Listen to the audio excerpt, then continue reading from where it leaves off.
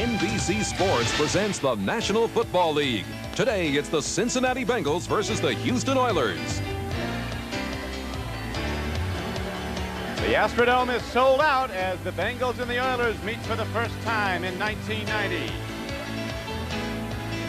Good afternoon, everyone. Don Criqui with former Bengal All-Pro tight end Bob Trumpy.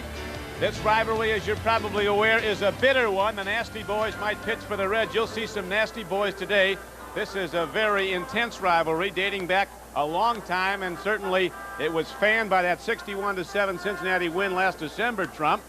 It's interesting that the Oiler coaches say Cincinnati, and this is a week after they played the 49ers, that Cincinnati has the best offense in the NFL, and Boomer spreads that ball around. Yeah, the way they get it done, Don, is just the people that they throw to. Boomer last week had a phenomenal game, a team record 471 yards in throwing against the Los Angeles Rams, and he does it getting it to 4 people. A running back, a tight end, 2 wide receivers. Today, Eddie Brown is out, deactivated by the Cincinnati Bengals, so that hurts their offensive chances, Don. And now we see that Jim Breach is ready to kick the ball off for the Cincinnati Bengals against a Houston team that has a lot of firepower also in Warren Moon. Their quarterback is terrific in this new offense that Jack Pardee put in. And boy, he's really got the receivers to throw to too, Don. There's no question that the 4 that he gets it to and the percentage of passes that go to these 4, they're downhill receivers. They get down quickly, they hang onto the football, and they're just as good as the Cincinnati's 4 receivers. So a lot of offense from both these teams. Busiest guy in the ball yard could be the scoreboard operator, as now it's Johnson actually who'll kick it off for the Bengals. He has it teed up at his 35.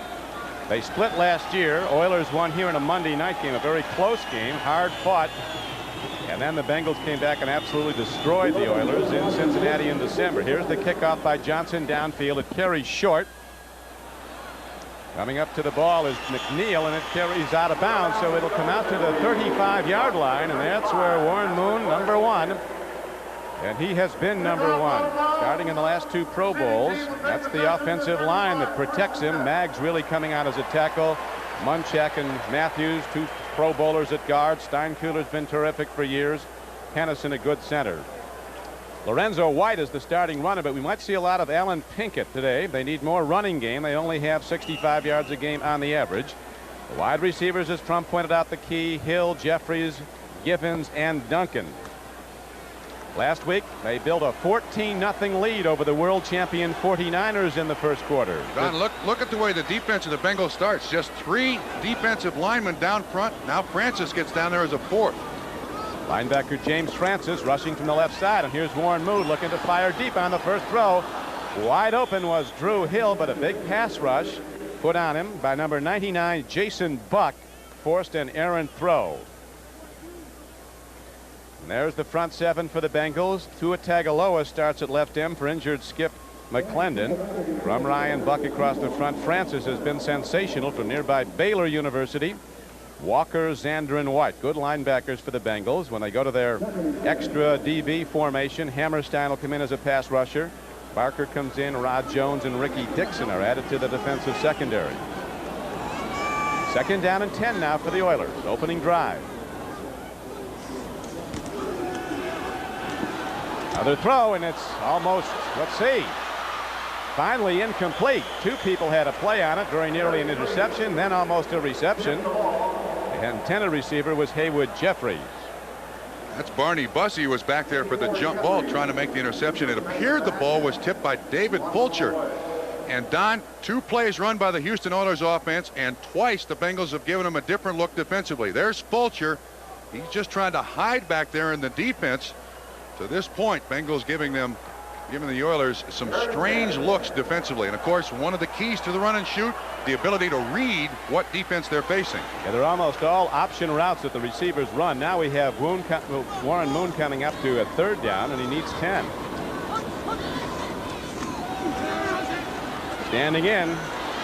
Downfield throw, and it's too far. Intercepted by the Bengals. Coming back with the ball is Barney Bussey. He's across midfield and out of bounds at the 40-yard line of Houston. A 13-yard return, and so the Bengal defense, rated very low in the NFL, comes up with a big play. Well, one of the things the Bengals coaches told us they were going to do yesterday was try to disguise the coverage as best they possibly could. There you see the ball through the outstretched hands of the receiver, And then Barney Bussey is the guy who comes up with the interception. The ball was intended for Curtis Duncan. It's 81 Gibbons who is the intended receiver. And the Bengals go right to the line of scrimmage. Bengals coming off that big win against the Rams at Anaheim go right to the run and take it down to the 37-yard line. Harold Green, a rookie from South Carolina, who's played terrific. He was the ball carrier. The offensive line, Munoz at left tackle, Reimers in at left guard, Kozerski at center. Moyer is in for the injured Brian Blados at right guard. He's probably out for the year as Brian with needing neck or shoulder surgery. Right tackle Joe Walter. There's the offensive backfield. The great James Brooks in there with Green as the running backs. As mentioned, Eddie Brown is out today as Boomer on a sprint out takes a look downfield. Now he'll take it himself at 225 pounds. He fights his way down to the 30-yard line of the Oilers. And it's 1st and 10. Now he's just going to be a yard short where they spot it. Here's the front seven for Houston. They've played well, grading out 6th in the NFL on defense. William Fuller, Ray Childress, Doug Smith, and Sean Jones across the front. Grimsley, Smith, and Meade the starting backers. Then they'll go to a different alignment on pass downs. The nickel defense features a rookie Glenn Montgomery as a pass rusher. Leander Knight comes in as an extra defensive back. Dishman and Johnson are the corners. McDowell and Kennard are the safeties. 3rd and a yard to the run. Here's James Brooks with blockers in front, and Brooks dives inside the 30 and gets down to the 28. And the Bengals have a 1st down. Trump. Don, psychologically, Houston's got to be hurting right now. Last 2 games that they've played, against San Diego a win and a loss last week to San Francisco. They started the game with just tremendous opening drives. Against San Diego, 91 yards in 9 minutes, and last week 65 yards in 7.5 minutes for a score. The turnover, psychologically, Bengals up slightly here. The Bengals with a lot of firepower in their offense. Esiason will go to every receiver he's got. He'll mix the ball all over the field. He looks at everybody. And on 1st down, he's looking to throw deep. Here's the rush, and again he eludes it, and Boomer dumps it off. He has an open man. A tight end with the ball is Jim Riggs, and he's down inside the 10-yard line. And Jim Riggs is going to be spotted out at the 7. 21-yard gain. Done it.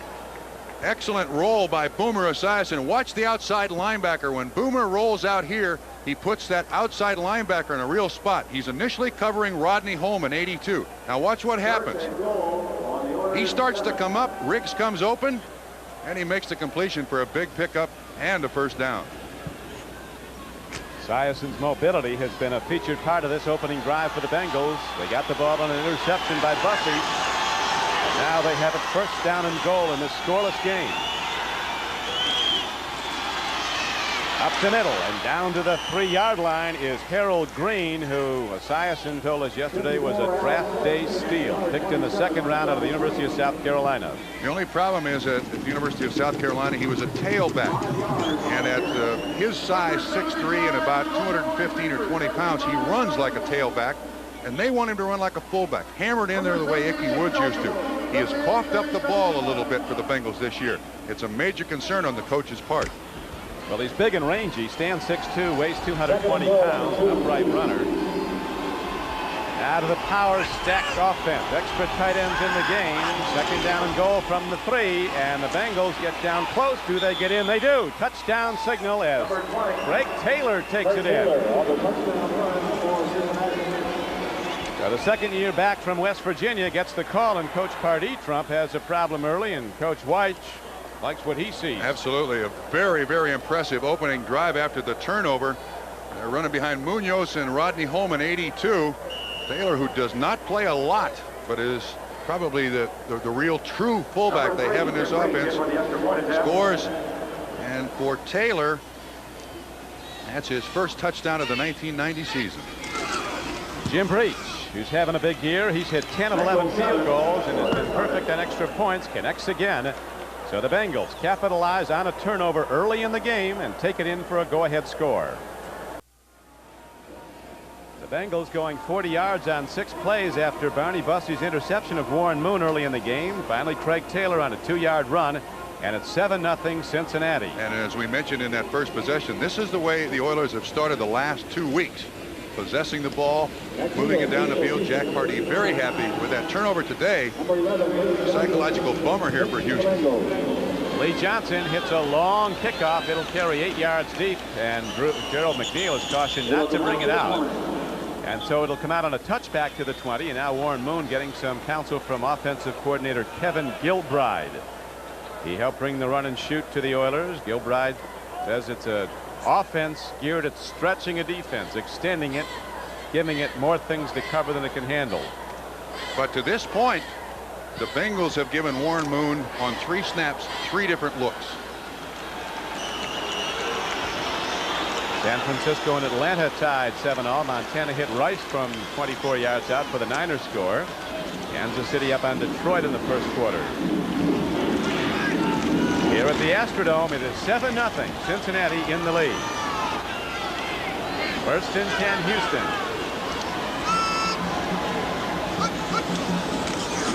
Moon, quick timing throw in the flat to Jeffries. He's out to the 26-yard line. A gain of 6 on the play. Number 29. There's Sam White talking to his offense on the sideline, but the story to this point is just I think you could see the Bengal defense giving Warren Moon about 3 different looks in the 25 seconds. They kept moving, and just before the ball finally settled on the defense they were going to play. It's going to take a while, I think, for Warren Moon to decipher exactly what they're looking at. It appears to me that the Bengals are showing blitz up front, but playing zone on top of it, Don. Second down. Oilers need 4.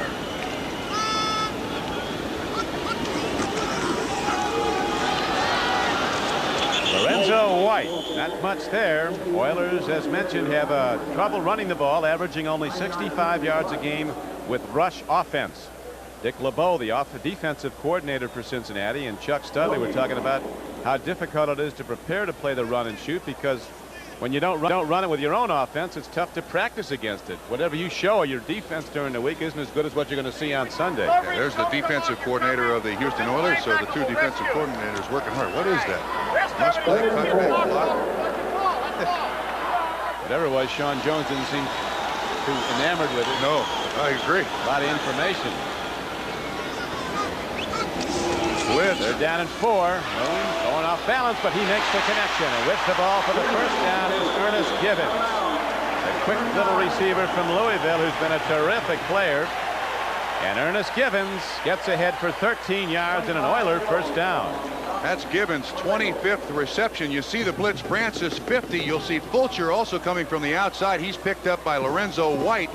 But Moon has done a little out pattern to Gibbons, is able to pick up the first down. The one thing about Warren Moon, he's very difficult to deceive. He's seen a lot of defenses playing in Canada.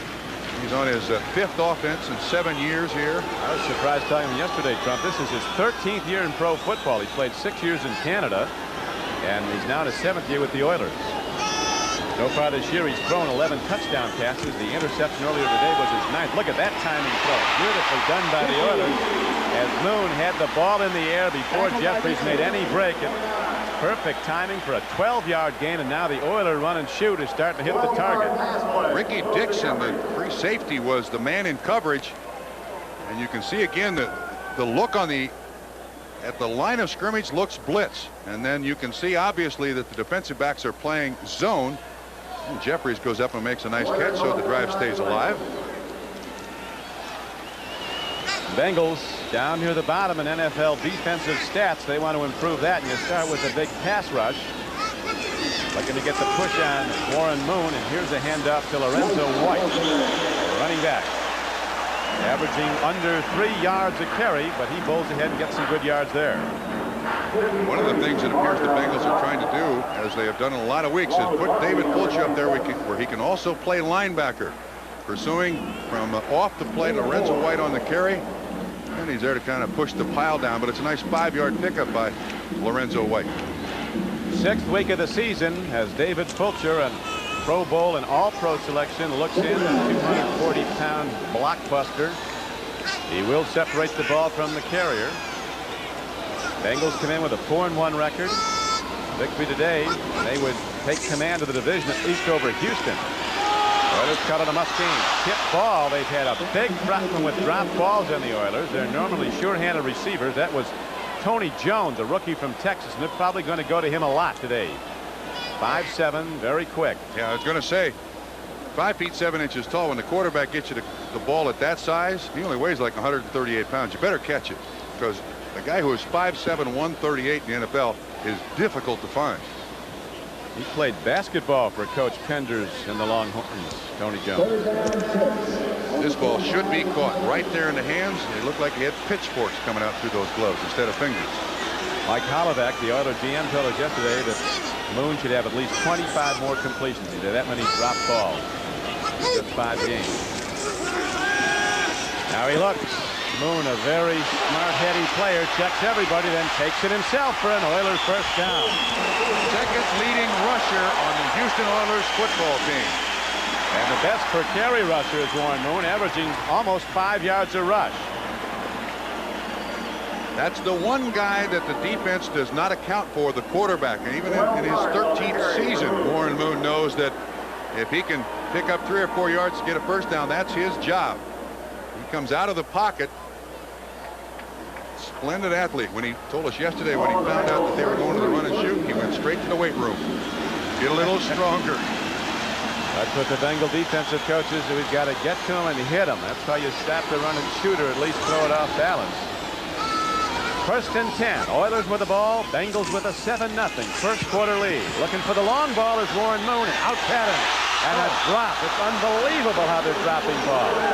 Drew Hill, one of the best in the league, and he couldn't catch it right in his hand. Earl Carter was the man in coverage, and Drew Hill, who has been the leading receiver on this team for the last 4 or 5 seasons, that's a shot. He has spectacular hands. One of the problems, though, with the run and shoot down is that you expose these guys to the inside of the coverage, and there are a lot of big guys who are there to make hits. But that one, Drew Hill would like to have back. They've had 3 drops today, the Oilers. And 2 tipped, one of them intercepted. Like Drew Hill was telling us yesterday, Trump, you get a lot of balls in the run and shoot running from an inside receiver position, but you take a lot of hits. This is his 12th year. Going blitz, and it is a blitz. Second and 10. Moon had to throw off balance. The Bengals got a big rush. Ernest Gibbons, number 81, was the intended receiver.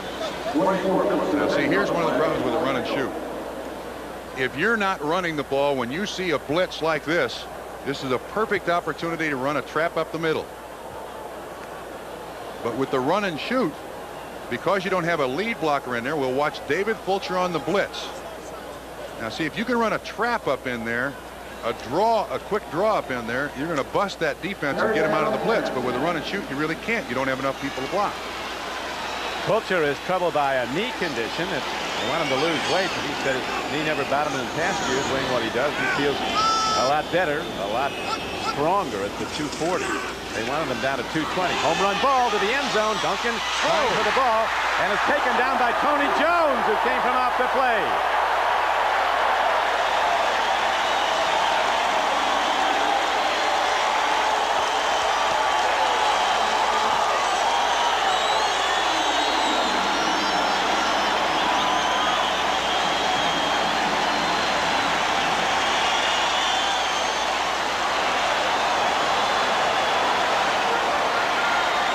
Well, he misses the easy one and makes the tough catch. Full protection. And this time Warren Moon chooses the outside receiver, Tony Jones. He makes an outstanding catch. Absolutely beautiful catch over Rod Jones for the score. Now Zendejas, after a 33-yard touchdown throw, hits the extra point. So the Oilers did indeed stretch the Bengal defense. They had people running deep, and off the play, on the fly, came Tony Jones for the score. NBC Sports coverage of the National Football League is brought to you by Acura Automobiles. Experience precision-crafted performance. By Heineken and Amstel Light, America's #1 imported beers. They're the tops. By GTE. At GTE, the power is on. And by Levi's 505, 506, and 540 jeans. Rookie Tony Jones, an 8th round draft choice out of the University of Texas at Austin. with receiving a 33-yard touchdown reception, a perfect play. Warren Moon leading him, and Tony Jones with great speed catching it in the end zone, and now it's a tie game as the Oilers kick off. Return is taken across the 15-yard line. Boomer Esiason comes back out to run the Bengal offense.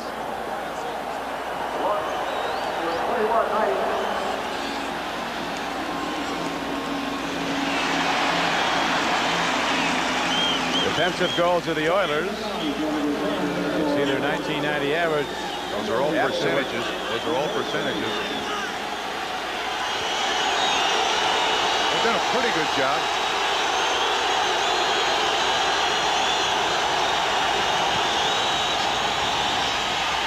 Green runs the ball, and he's cut down at the 19-yard line.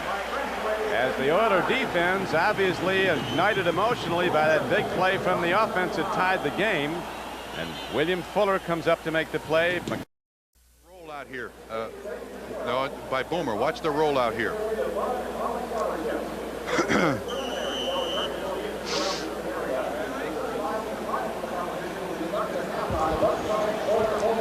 We're back ready to start the second quarter of play. As you see, this is the 12th play of the drive coming up now for the Bengals. They've moved it down the field. Some runs by Green and Brooks. Accurate throws by Esiason. The game is tied 7-all.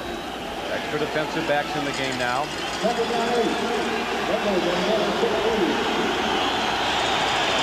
Oilers have gone with the nickel package since the outset of this game, Don.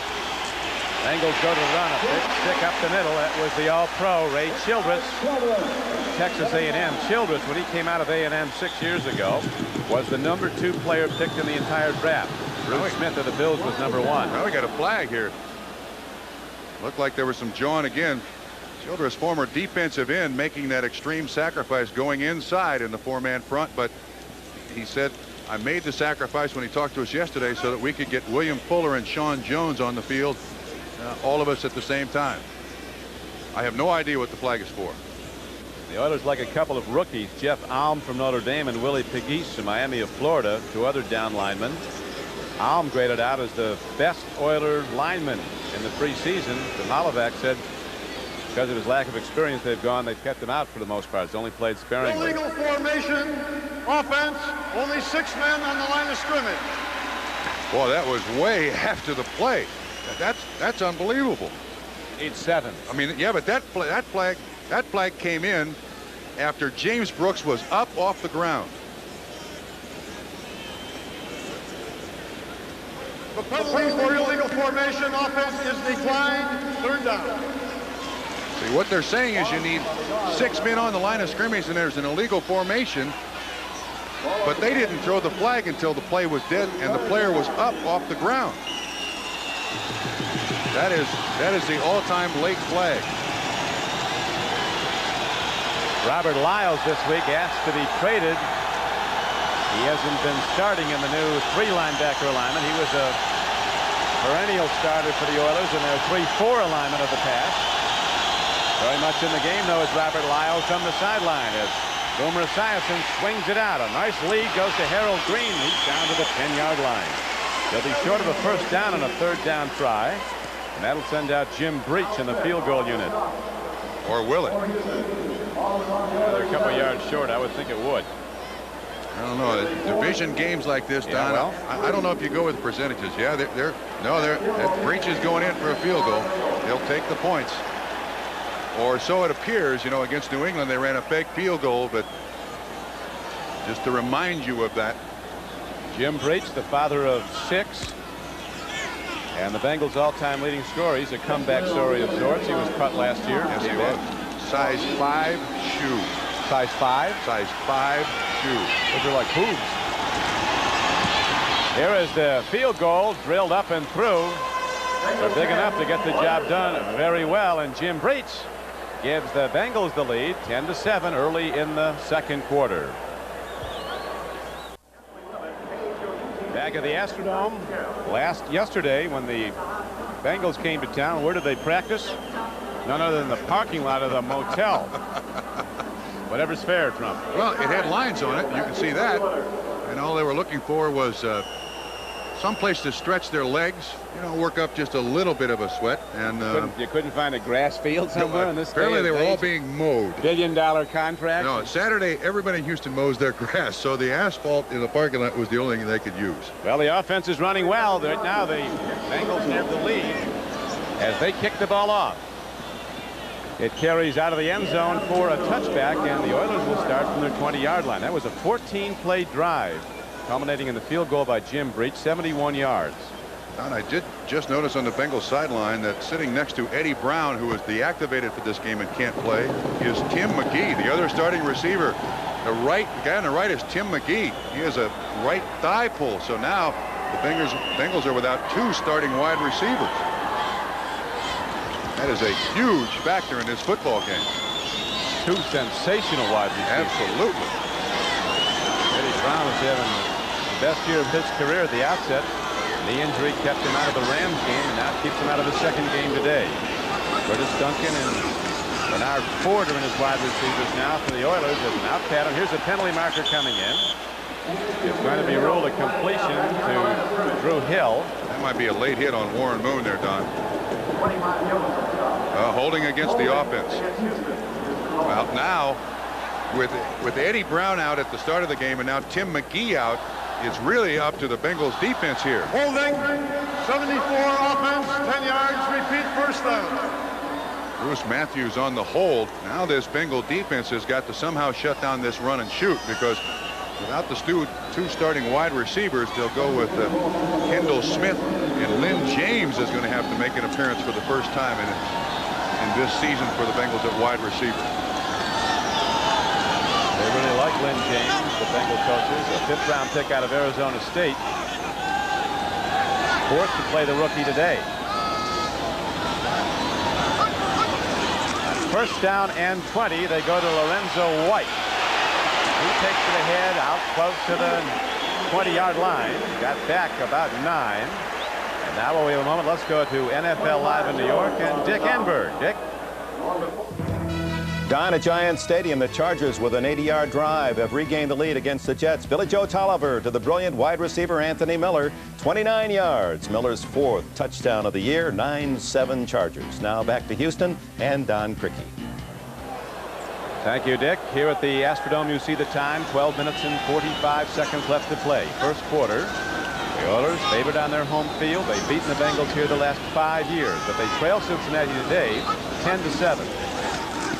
Moon from the gun, fires it out in the flat, and another marker goes down. That's illegal procedure against the Houston offense. Play will not count. Looked like Munchak moved. Yeah. 7-yard offense. 5 yards, still second down. They're calling it on Steinkühler.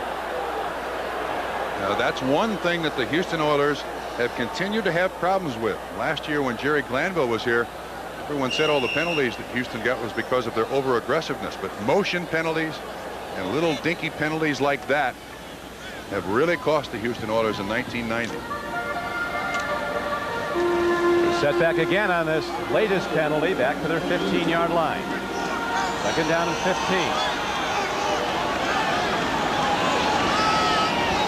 Run and shoot, ready to fire, and no marker down. The Bengal lineman got back quickly. Here is Duncan catching the ball, and he's not done. As he crosses 30, and he'll be down after 30 as he cuts back. 14-yard gain. Curtis Duncan from Northwestern. Rod Jones was the man in coverage. There's also a flag on the field. After the play. Rod Jones had Duncan across the formation, and then Duncan's foot speed, he just outruns Rod Jones.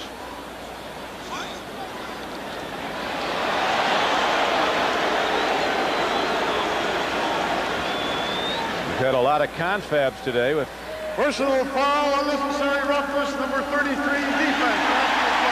David Fulcher with a late hit. So a 14-yard gain is now augmented by a big walk-off on the personal foul penalty against an all-pro player. That makes it 29 yards on the pickup, 14 on the catch, 15 on the penalty.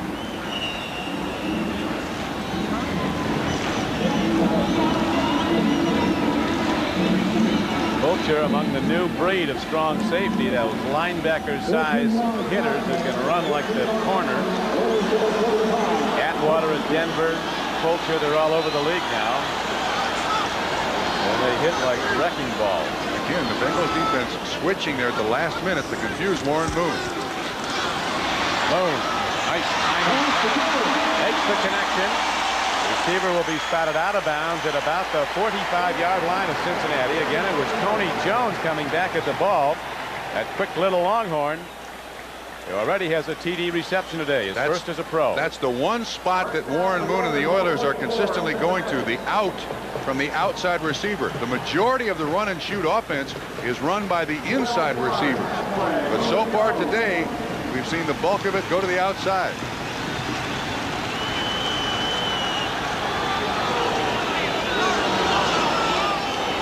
The Oilers down 10-7, have a first down on the Cincinnati side of the field. Lorenzo White breaks a good gainer, most of 10 yards. He's inside the 35-yard line. Tackled on the play by Barney Bussey, who had that interception early in the game. They'll spot it ahead for 11 yards and a first down. Now what the run and shoot tries to do is stretch the defense all over the field, and then one-on-one blocking. You give the running back the opportunity to pick the spot he wants to run. Fulcher there to assist along with Barney Bussey on the tackle, but it's a first down pickup. Now that's the way the run and shoot works best. Spread that defense and then run him up the middle. Then the defense. A lot of wide receivers with great deep speed, and they're primarily small ones that operate in the run and shoot. He's open. Ooh. Tony Jones almost had his second 6 of the day, but he's just overthrown. He's a flyer at 5'7". Ricky Dixon was covering on the play, not very well. Again, the outside receiver. Watch what Moon does. See where he looks. He looks right straight to Tony Jones. Nice ball. Just, oh, he throws some beautiful spirals, but this one was just out of the reach of Tony Jones. Moon knows he's got him open, but that's a tough throw when that receiver is going straight away from you to really judge how far to throw it. There's a missed opportunity there because he was open for 6. Now it's second down and 10, Houston. Just under 10 minutes to go in the first half. 10-7 Cincinnati. Long ball, open is through Hill. Touchdown Oilers.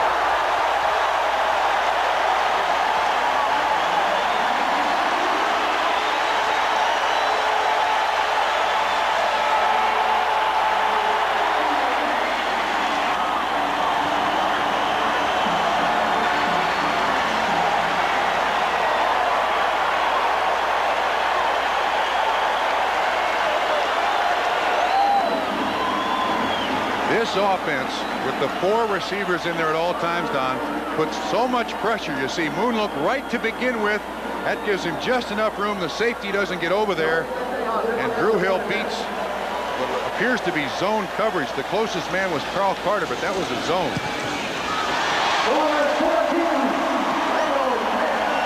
The extra point by Zendejas is good.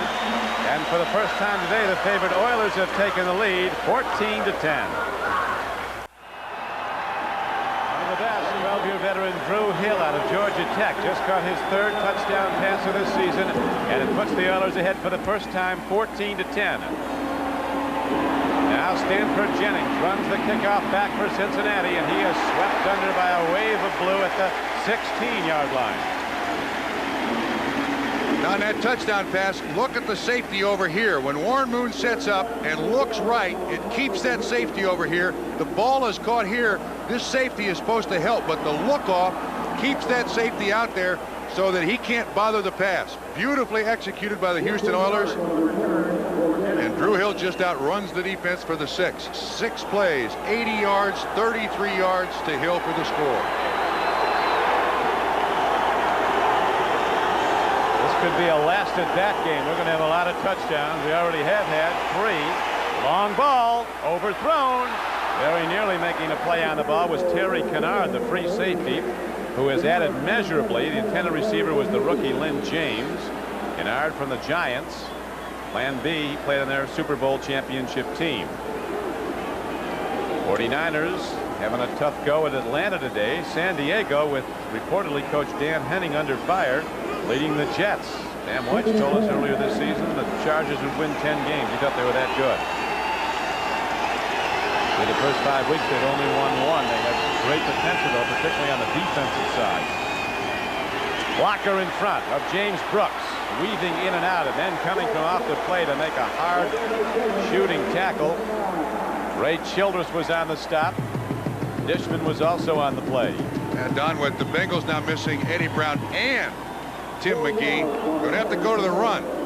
You see Ray Childress 79, Moyer 73, blocks him, and Childress catches James Brooks from behind. Player. Oh, he can do anything. That is the work of a great player. A 280-pound defensive tackle running down James Brooks.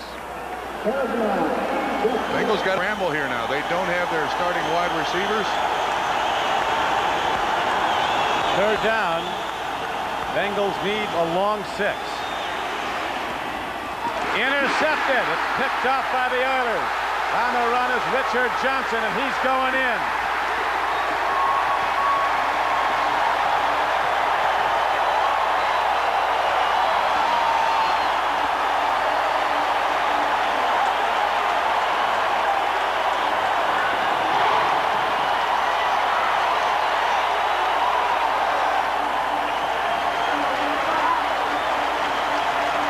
Johnson's third interception, the first return for a touchdown, and the intended receiver was Rodney Holman.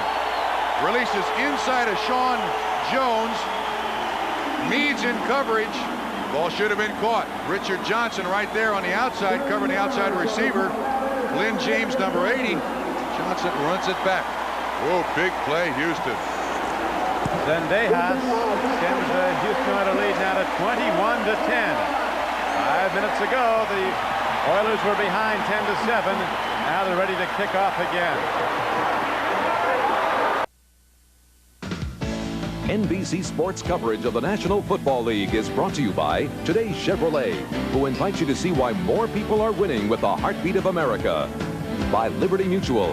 For your insurance and financial service needs, America believes in Liberty Mutual. By Coors Light, the one that won't slow you down. The Silver Bullet is the right beer now. And by United Airlines, serving over 200 cities in the U.S. and around the world. Come fly the friendly skies. They're putting up the points here in the Astrodome, and the Oilers have this place rocking as they've taken a 21-10 lead after trailing 10-7. Returning the kickoff for the Cincinnati Bengals with almost a free ball. Mitchell Price ran it back. Bengals keep the ball, but there was good special teams coverage. Don, if we go back to the interception, Holman has the ball go off his hands, but if you'll watch the end of this play, rookie mistake. Watch what happens. Lynn James is right out here, and that draws Johnson in there where he can make the interception. Lynn James ran the wrong pattern. So there's no way you got 3 receivers within 5 yards of each other, and Boomer's telling him, get the right play, get out of there. Oiler defense, which just put up 7 points, comes in and sweeps under Harold Green. This Childress is a force, number 79. He's right over Moyer. Fights to the inside. Look at that pursuit. He is football. You need 2 guys on that kid. You need 2 guys on that kid, or Mr. Moyer, Mr. Ken Moyer, is going to have an awful day. Remember John David Crow, the athletic director at A&M, telling me, John, a former Heisman Trophy winner, we got a great one coming out of A&M. When Ray Childress came out, a great one. He's been that. Only been to 1 Pro Bowl. He should be there every year. Downfield throw, Esiason with a tremendous effort, and just as he was struck from the blind side, he makes the connection to Mike Barber, who is doing very well. Again, Ray Childress. Ken Moyer, 73, is a young man, is a free agent. They run the stunt, and Moyer and Kazurski and 63 Walters get tied up in there. And there's a quick play run by Cincinnati. Flag thrown. William Fuller all over the place. William Fuller, a veteran defensive end from North Carolina. One of the reasons they went to the 4 down lineman is to get him in the game more. Flag on Houston. Offside. Childress did 79 something wrong. defense. 5 yards. For the First first down, time today, 5. probably the last. Childress is not on the defensive side of the ball. They caught him again. Well, I'll tell you, if you can get a cheap play like that, there are a lot of people that don't like it, but yards are, to irritate him now. yards are hard to come by in this game. You get him Maybe in. if I'd give him time to get back and not try to agitate him. In serious trouble. Grimsley comes from off 59. He made the pop, but the Childress is again jamming it up inside. Quick play, quick play. Bengals, indeed, going to the quick play. Boomer Esiason on 2nd and short, letting the long ball go, and he throws it away. Very nearly in the hands of Dishman, though. And a marker's down. I don't see any flags. There's one way, no, Way down here, yes, way down here. Way off the play. But look, again, Boomer Esiason goes right to Lynn James. Son, get with the offense or get on the bench. And James is a rookie. He's just getting his first real work of the season because of the injuries to Tim McGee and Eddie Brown. They were raving about this guy yesterday, though, about his potential. Well, but this is not an easy offense to just jump into. There are a lot of adjustments. There's Jim Anderson, the running backs coach, in the headset there. Son, if you want to play in this league, and especially today, you better get your mind in it. He's 12 men on defense. 5-yard penalty. First down. Is that the third one? That's 2 for sure. That may be 3. Too many men on the field penalties against Houston. Sam White, who's NFL Properties poster boy, he does commercials and print ads for all those resplendent in his new Bengals sweater. And that shirt he's wearing is supposedly his lucky shirt. That one's got some mileage on it, that shirt. Yes. And again at the end of the play, now you see Eddie Brown and Lynn James talking there, and Boomer is right up in the face of Lynn James. Get with the project here, pal. Live action. That is Kendall Smith. Free ball. It's ruled down. Dishman thought he had a fumble. Whoops, don't do that, Chris. You've already got to tell this kid to shut up. I mean, he can play football well at times. He was beaten for all 3 Montana touchdown throws by the 49ers. Quick play again by Cincinnati. He has got himself into trouble with his constant jawing. See what Cincinnati does when everything settles out. If they can't get the penalty, then they will stop and huddle up, and the officials now want to talk. Well, there's a bunch happening here. This thing is going in fast forward. There's Kendall Smith again on the reception, and they're always trying to strip the ball away. And I think the play is being reviewed. Now what they have to consider here is forward progress stopped, and when is the ball loose? Ooh. Well, that looked like Nate Odoms at Buffalo against the Raiders the other night. Yeah, the only problem here, though, Don, let's see what this look gives us. He's struggling forward. Does he still have it? Yes, he does. Boy, that's close. That is very, very close. The replay is Chuck Heverling, who is a long-time former official, I think 23 years. As a referee. Yeah, a referee. In my opinion, we always got to take a stand on these. There's not enough evidence to overturn that play. Let's see if we can figure out where his forward progress is stopped. And when does he have the ball? Ball is loose there. I don't know. I mean, I think it's left with what's called on the field. Dishman left the field, came back on it. There's Chuck Heverling. He's also wearing that black armband on his left arm for Dick Jorgensen, longtime official who passed away recently. Dick Jorgensen, who worked the Super Bowl last January, died in his hometown of Champaign, Illinois in the past week, suffering from cancer. Now here's another new rule. From the moment that it's thrown upstairs for review, the replay official has 2 minutes to make his decision, and then it goes back to the field. The umpire is the man in contact with the replay official. It's Ben Montgomery. George Pardee looking on anxiously. Here's a guy that played 15 years in the NFL as a linebacker.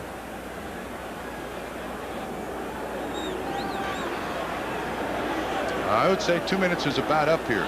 2-minute warning has been given, at least on the replay Play count. stands as ruled. Dead ball hit. And you can't blame that on Chuck Heverly because there's not irrefutable evidence or enough to overturn it. If they called it a turnover on the field, it would have been a turnover on the field. Oiler fans are exercised.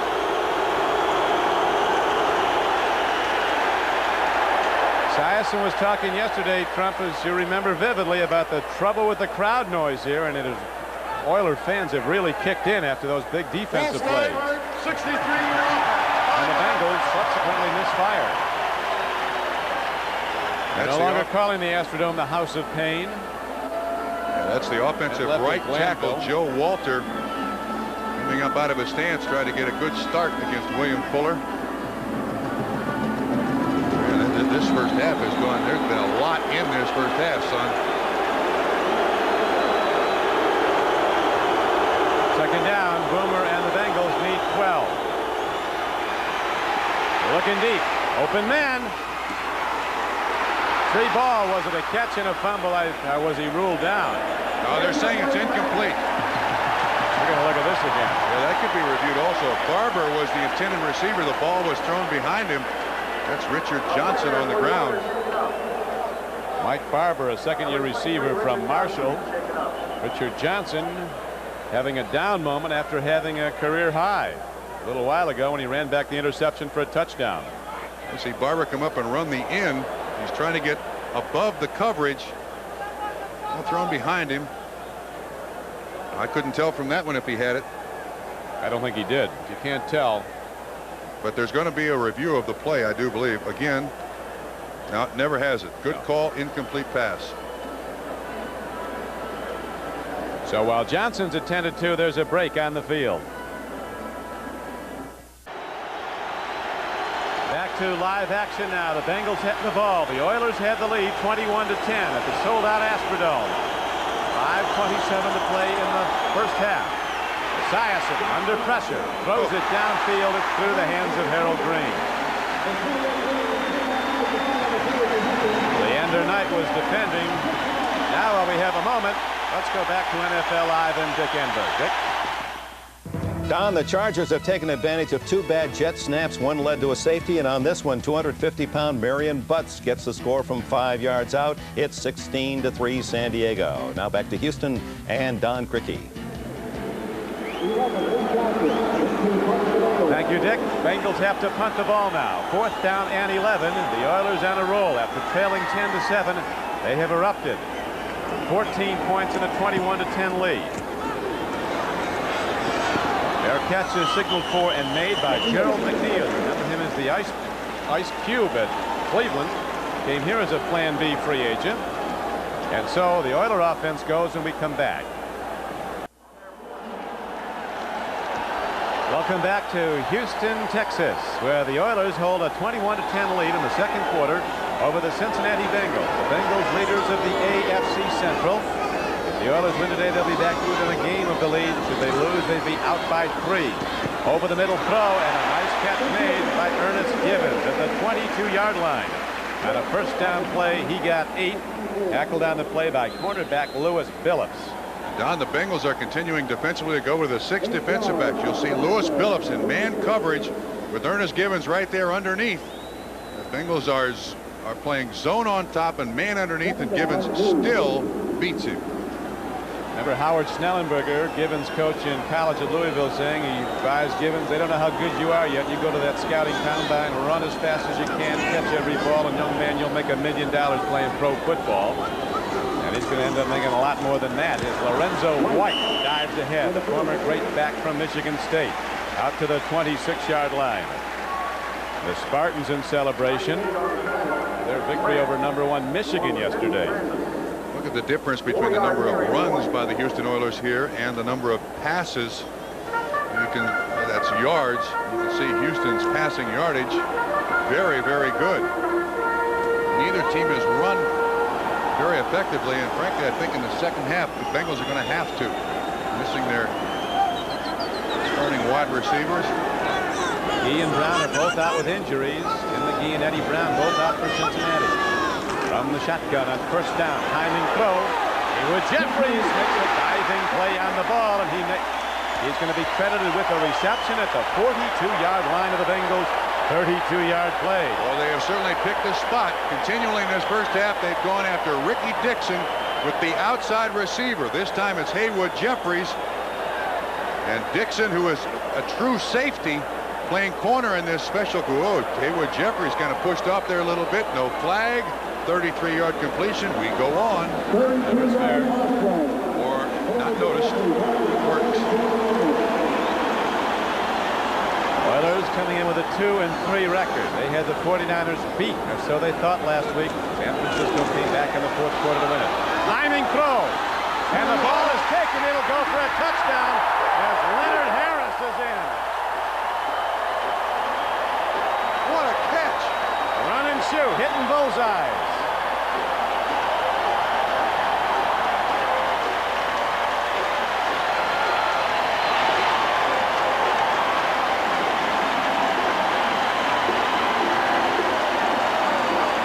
The Bengals have had a problem throughout this 1990 season with big plays allowed by their cornerbacks. This time it's Carl Carter as Moon really gets creamed. But what a catch by Harris. Carter's there in coverage, but he's not looking for the ball. Harris is. And that puts Warren Moon over 20,000 yards. Zendejas hits the point after. Warren Moon with his third touchdown throw of this day, his 14th of the season. And the Oilers have run from behind in the run and shoot and taken command 28-10. Leonard Harris, a Red Raider from Texas Tech, not to be confused with the Red Raiders of Colgate University. He's in the end zone with Warren Moon's third touchdown throw. And here is the high spinning kickoff. Running with the ball is Mitchell Price. Done until he goes across the 35-yard line and out to the 38. Dishman ran him out of bounds. And here comes Mojo to get that kicking tee. My man. All right, watch him now. I don't think he can make the run and shoot offense, do you?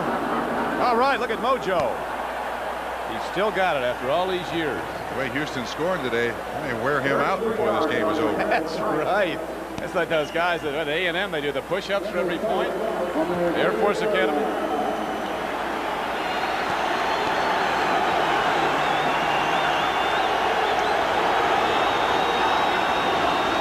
We welcome those of you who have been watching Cleveland and New Orleans at halftime, as right here at the Astrodome.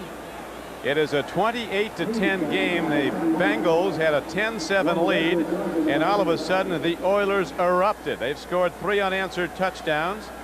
One by their defense and an interception return by Richard Johnson, who subsequently was injured and has left the game. And 3 touchdown throws today by Warren Moon. Don Criqui with Bob Trumpy at the Astrodome in Houston. The Bengals in white are the leaders of the AFC Central Division. Esiason with a swing pass going out to James Brooks. And a lot of sensational players in this game if you're just joining us, but number 79 on the Oilers, Ray Childress, their defensive tackle, has been phenomenal. Absolutely extraordinary. From Richardson, Texas, nearby to Dallas.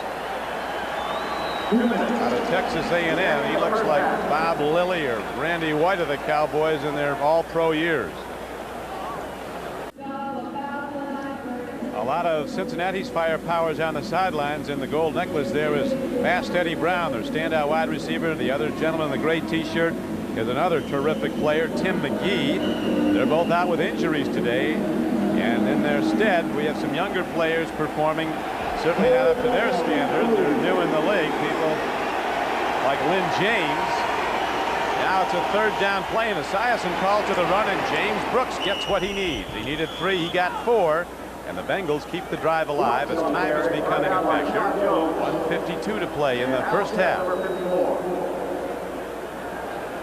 Headlines on NFL Live today reported that Eric Dickerson's new 4-year contract, as we have an injured Bengal down.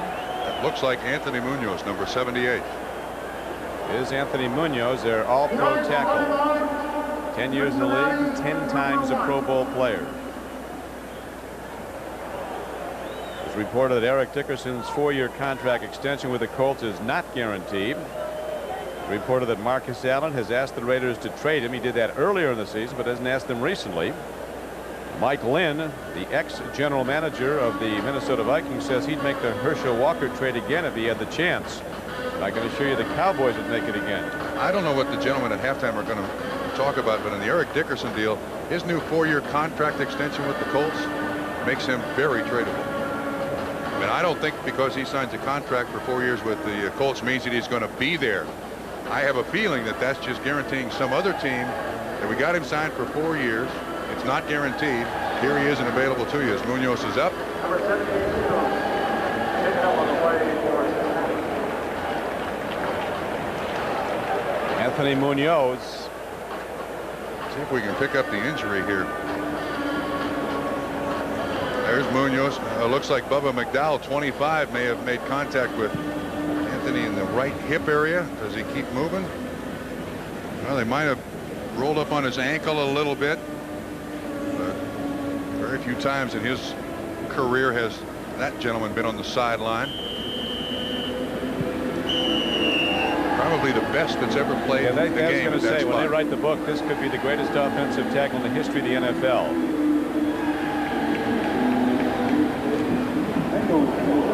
He only played like 26 college games in 4 years at USC because of knee injuries. He's rarely missed a start if ever in the pros. Boy, the Bengals need to score a touchdown here. Now, wait a minute. Oilers exhorting the crowd to kick in the noise level. Boomer is saying he's going to get help here. Yeah, they called a delay of game on him. No flag on the ground. How much help? And that's after a timeout. Boomer didn't handle that situation very well at all. You have to go up there and make an attempt to snap the ball. You just can't nonchalantly go up there and say it's too noisy. That doesn't work. This game turned in a flash. Bengals are in command 10-7. Then the Oilers are up and may now lead 28-10 in the first half.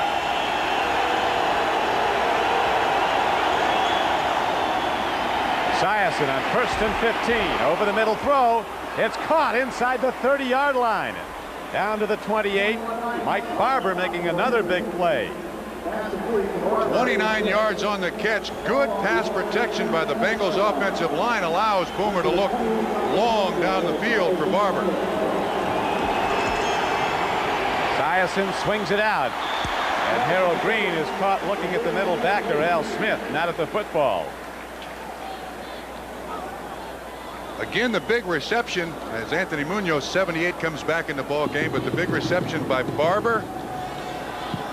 He's on the outside. They're trying to flood that area and then just releases underneath, and the ball is caught between 54 and 21. Nice catch. Good throw. Big first down. You mentioned about the Bengals need a number on the board now before halftime to get back in this, trailing by 18 points. Audible. 1:18 left to play in the half. Bengals have plenty of time. 10 seconds on the clock. The last time these teams played in December in Cincinnati, it was 61-7. Bengals, and here's a free ball. It's a live ball. And it's finally recovered by the Ender Knight of Houston, number 21.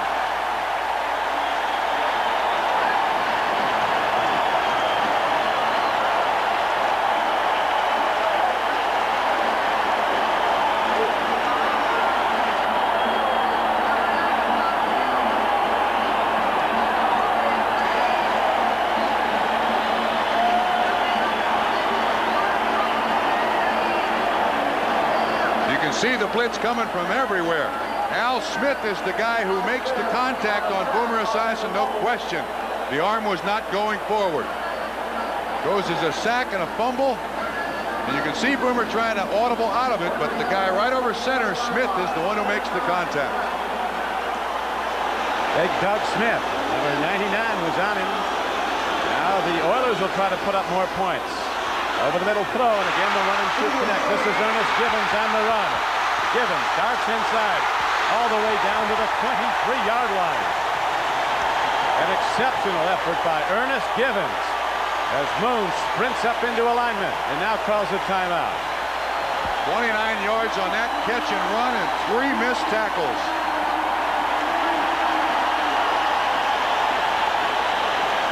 The Astrodome is rocking. Again, it's Billups 24 on Givens. Billups misses the tackle. Givens keeps going. Carl Carter misses the tackle. And then Tua Tagovailoa finally has to get him to the ground.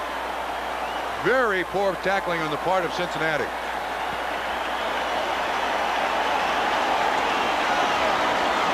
Moon. 52 seconds to play. First half. Moon motions to the sideline. He's talking to the offensive coordinator. And then he runs up to the official and calls a timeout. Finally gets it done. It cost him a couple of seconds, but he gets it done. There's Sam White, Dick LeBeau on the right. It's interesting you look back, Trump, on that 61-7 rout last year at Riverfront Stadium. The Oiler players say a lot of Bengals came up to him afterwards and apologized for the lopsided score. Everyone knew it was really White's running it up on Glanville more than the Oilers. Aaron throw is an out pattern run by Givens. Ball skips in incomplete. Still a lot of time for Warren Moon to work with. He has thrown 3 touchdown passes today, 14 for the season. Yeah, let's see. He hit Drew Hill. He hit Givens. And he hit Tony Jones. So Jeffries, 84, is the 4th wide receiver they use a lot that should feel left out. There he is. Is it his turn? 11 of 19 is Warren Moon for 235 yards. 3 touchdowns, 1 interception. We got Jeffries singled up, bottom of the screen. Second and 10 play. Jeffries over the middle. Throw is to him inside the 10. And he's down to the 9-yard line. First down, Oilers. And the clock ticks on down and finally is stopped. 14-yard gain on the play. Timeout, Houston. That's the one spot that Houston has picked on all day long. The outside receiver. It's Ricky Dixon, and he's been very busy today. Jeffries cuts inside. Gets a little crowded in here, but Warren Moon gets it right in there. 13-yard pickup. Drive stays alive. Fulcher on the tackle.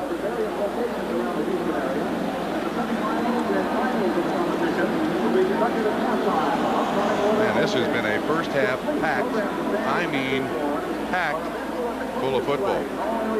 You've seen a lot of Bengal games. Certainly Mr. Trumpy wore the colors long and well of these Bengals.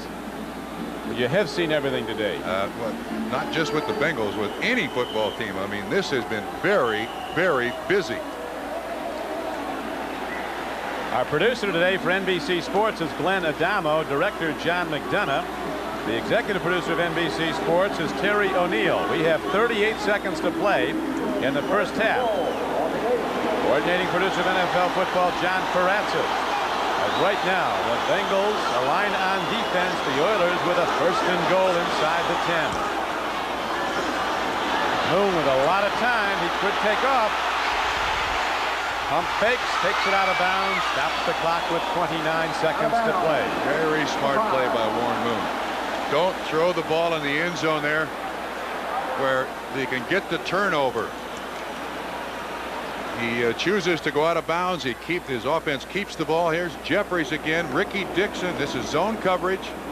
He's out in the corner, but when Warren Moon rolls to the right, chances are the ball's not going to be thrown all the way back across the field. So Dixon drops the coverage.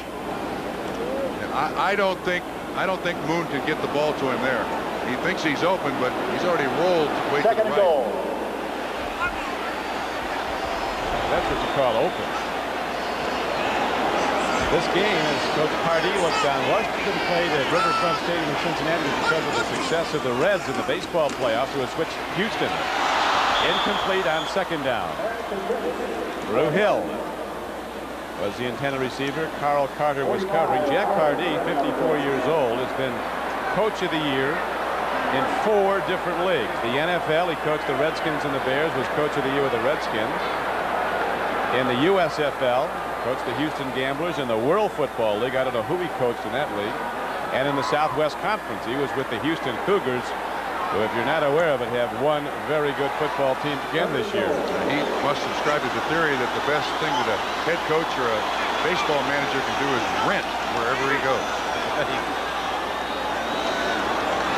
He's a great believer that speed is the key. Speed will humble you no matter how big you are, Pardee says. Wait for Bear Bryant at Texas A&M. Intercepted and dropped. Ricky Dixon had his hands on the ball but couldn't hold it. You'll take 3 points here if you're Houston. Well, 3 points, Trump would get him more than halfway to that 61 that the Bengals scored last December. You're absolutely right. You can see the zone coverage. It's man underneath. Phillips, 24 on 81 Gibbons, and then Fulcher is back there with Jeffries. Boy, we got all kinds of people in that area. It was almost caught by Gibbons and went right through the hands of Ricky Dixon. Zendejas, who had his problems this year kicking field goals, he's only 2 of 7. Ready to try one. High snap. Ball is down and it's drilled up and good. And so the Oilers, after trailing in this game 10-7, now rally to score 24 unanswered points with 19 seconds to play in the first half. Coach Pardee and his Oilers are up 31-10. Well, Don, they have done it with big plays too. In the first half, there's been a 33-yard touchdown pass to Jones. There's been a 42-yard touchdown pass to Harris. Been a 30-yard interception return by Richard Johnson for a touchdown. A 33-yard pass to Drew Hill. Warren Moon is on fire in this first half. Absolutely on fire. Well, they're putting up the points at Atlanta Stadium, where the 49ers have come back to lead the Falcons by 7. San Diego, an underdog, leading the Jets. Kansas City now rallying again. They've come from behind and taken the lead over Detroit at halftime at KC. As mentioned, in the third period now, New Orleans up by a field goal over Cleveland. Bruce Matthews, a former #1 draft choice from Southern California, the brother of the Browns' great outside backer, Clay Matthews. The bigger brother of the two by a bunch. Younger brother, they both know where Hawaii is in the Pro Bowl. Yes. They have been there a bunch, haven't they?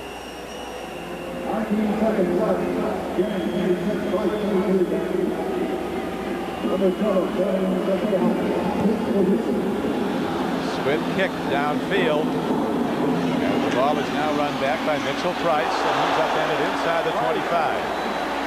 Trump, the Bengals could use some offense now. Perhaps you're ready to come back from retirement. No chance. Glenn Montgomery on the tackle. Let's harken back a few years. There's Kenny Anderson dropping to throw, taken by number 84, Bob Trumpy. You had to run that, didn't handle, you? my man. That was a big game for us. We lost that game 21-16. Had a chance to go to the playoffs. That was the last catch I made in the NFL. Ball is stripped away from me. Ending in ignominy. Yeah. Ken Anderson's still mad at me for that because he thought we were going to the playoffs and bought his wife a fur coat, and we didn't go, and he still had to buy the fur coat. At least you could do is tackle this guy. So here we are now, Mr. Trumpy in retirement and repose up here. Much more comfortable up here.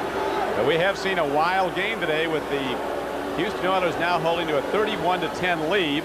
And Sam White, who's used to building big leads with his high-scoring offense, it'll be interesting to see what he comes out with in the second half if he just goes to a flat-out pass offense. Well, I think we've got an injured player on the field. I think it's Mitchell Price, the guy on the return, being attended to by the doctor, Rob Height, there on the left. But without Tim McGee and without Eddie Brown and with Lynn James's performance in the first half, missing a lot of assignments, it appears, the Bengals are going to have to come up with some way to run the ball and run the ball consistently. Down 31-10. They need defensive turnovers, blocked punts, interceptions, things like that to get back in this football game. Well, harkening back to what we talked about earlier, Trump, how the Oilers said this is absolutely, even though it's only the 6th Sunday of the season, a must game for them because scheduling strongly favors the Bengals in the second half of the season. 6 of the Bengals' last 8 games are at Cincinnati. Yes, this first half of the season is almost like a tour for the Bengals through the NFL.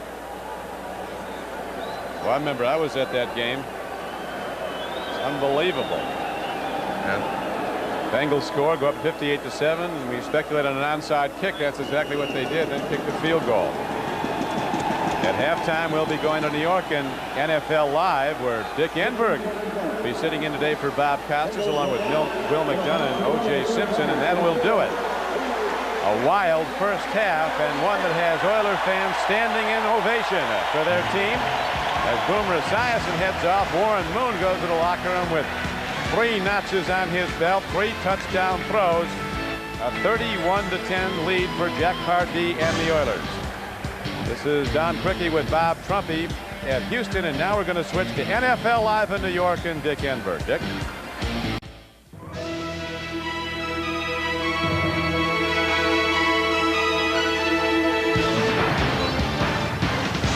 So the Houston Oilers running, shooting their way to a big 31-10 lead at halftime against the Cincinnati Bengals. Will McDonough, O.J. Simpson with you at NFL Live. We'll check all the scores and highlights right after we pause for these words.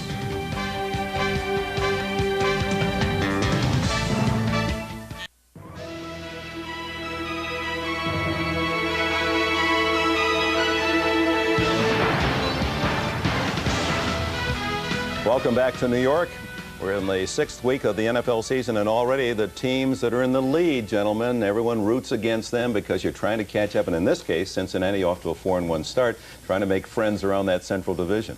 Well, you got to give Houston credit, but the big story here is Warren Moon. There was a little, people were curious as how he would adjust to this new run-and-shoot offense early in the year. They got started a little slow, but it looked like they picked it up. I mean, the numbers speak for themselves. In the first half, Moon has 250 yards and 3 touchdowns. Definitely, Will, the hottest quarterback in football today. I'll tell you, O.J., this is probably the only day of the year where everybody else is rooting in that division for Warren Moon. Like you said, Dick, this is a key game. Because if Cincinnati get out to 5-1, they had a 2-game lead on everybody, and they'd be very tough to catch, especially since they got all those home games at the end of the year going in their favor. So the other teams in that division certainly want Houston to hold on in the second half and win this ball game. And there's a lot of talk about Warren Moon making that adjustment to the run and shoot because around the league they say it's dangerous for the quarterback. Here you have an older quarterback going to take more hits. But it appears he really loves the role. Oh, yeah, I think it's like a deja vu for him because he played up in Canada and that whole league is almost run and shoot. And, you know, of course, he was MVP up there. So the Oilers, using the big gun of Warren Moon and a defensive touchdown as well, have the 31-10 lead at halftime. Elsewhere around the NFL, in Atlanta, the San Francisco 49ers, they've just gone to halftime, a 10-point lead against the Atlanta Falcons. Joe Montana, 4 touchdown throws in the first half, 3 of those to the All-Pro Jerry Rice, and it's a 10-point advantage for the 49ers, who certainly know how to win on the road. One of the Atlanta touchdowns coming on a block punt by Bobby Butler, 31-21 San Francisco. At the Meadowlands here in New York, New Jersey, it was Dan Henning bringing his Chargers in, hungry for their second win of the season. This young team facing a young rebuilt New York Jet team that had trouble handling the snap from center on punts. Joe Prokop finally has a teammate recover it, but the Chargers get the ball inside the 20, but can't score. 4th and inches, and Billy Joe Tolliver runs into Rod Bernstein, and Bernstein runs into all of the Jets. But the Jets are unable to get out of the hole. Ken O'Brien meets Bert Grossman, the leading sack master for the Chargers, and it's 2-0 San Diego. Well, the Chargers deep for the Chargers. Trouble again for Prokop. Can't get the punt away, and San Diego takes over on the 5-yard line.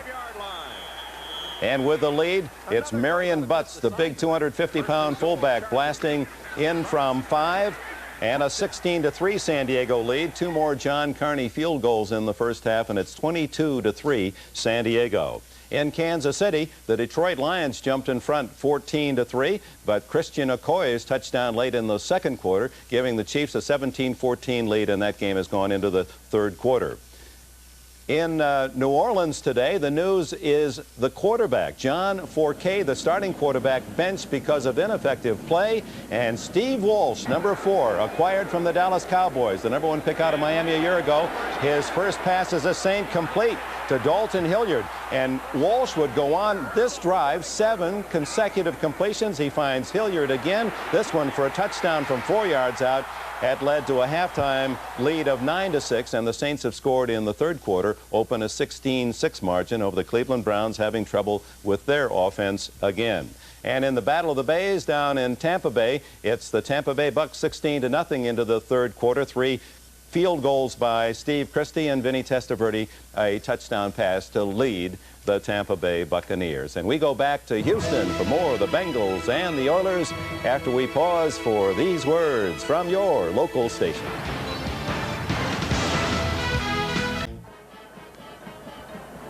Back at the Astrodome, it is 31-10. The Oilers in command of the first place Cincinnati Bengals, leaders of the AFC Central Division.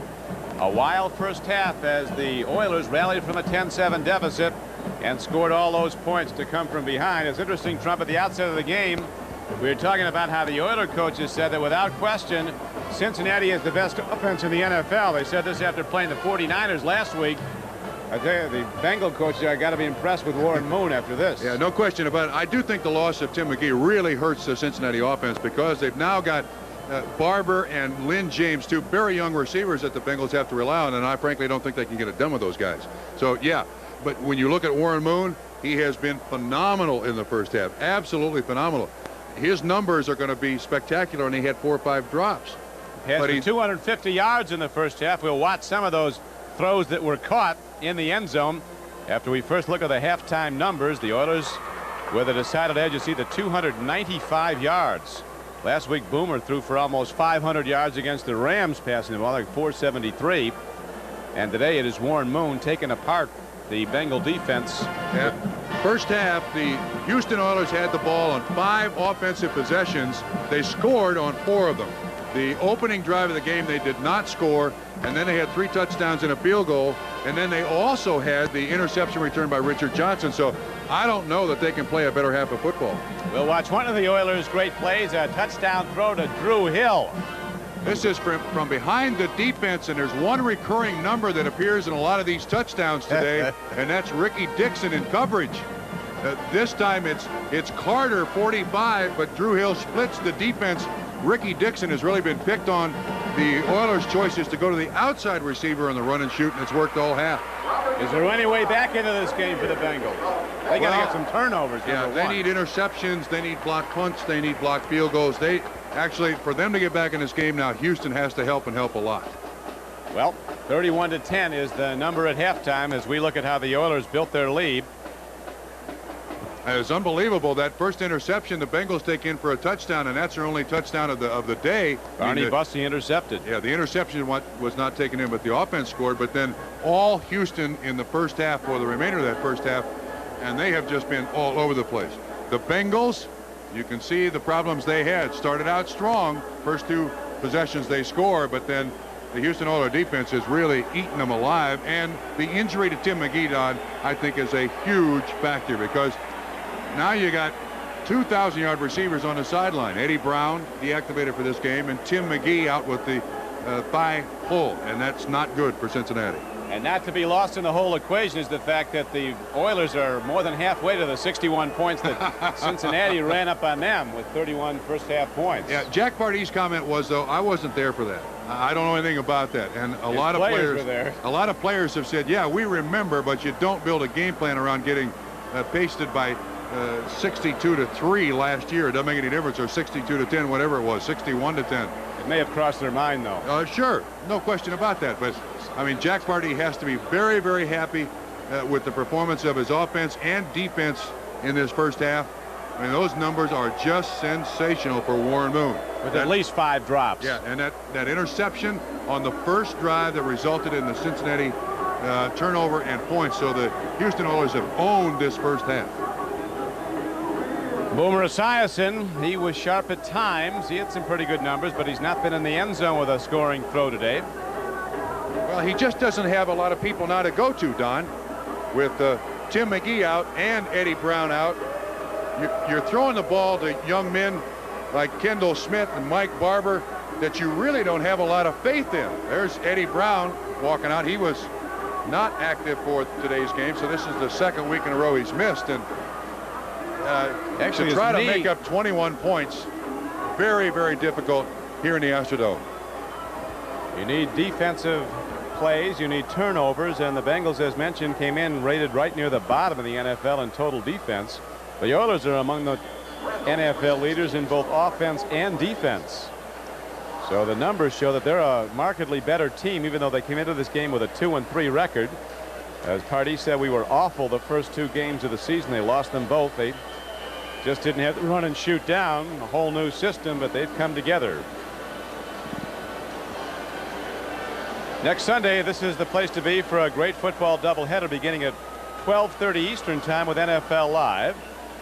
Then some of you will see the AFC's leading rusher Bobby Humphrey and the Denver Broncos as they bust into the Hoosier Dome to face the rejuvenated Indianapolis Colts, who have Eric Dickerson back next Sunday.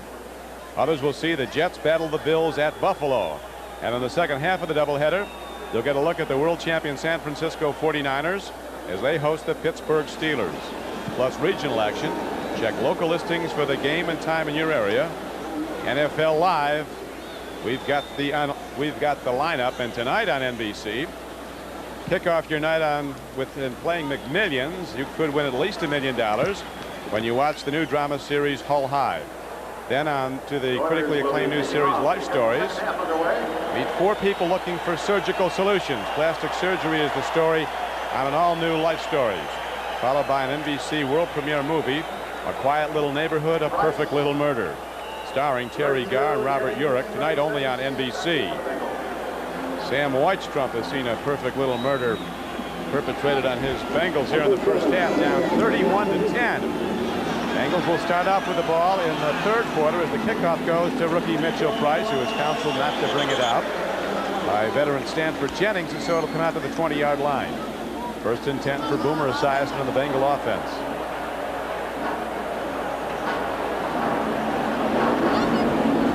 This is not an easy task. 21 points down. The Bengals have shown very little consistent running game through the first 5 games of the season.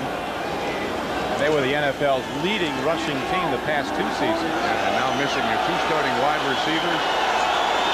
Tough. Bengals fans start right up in the third quarter. Green gets very little on a first down carry, as shooting the gap from left end was William Fuller, number 95. Across the defensive front, William Fuller, Ray Childress, Doug Smith, and Sean Jones. Grimsley, Smith, and Meads back the line. Dishman.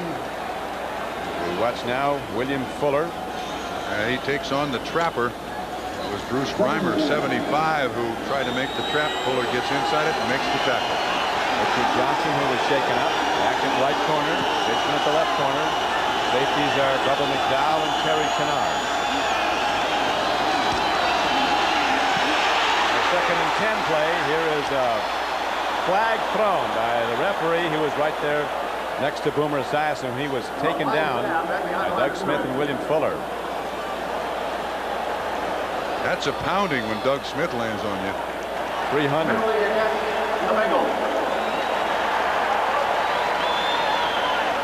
Looks like we got a flag against the Bengals for the hands to the face. This is out on Sean Jones, and he gets his right hand up in the face mask, and that is a penalty. Boomer Esiason was saying yesterday that Doug Smith is so big he can't stop when he heads towards you.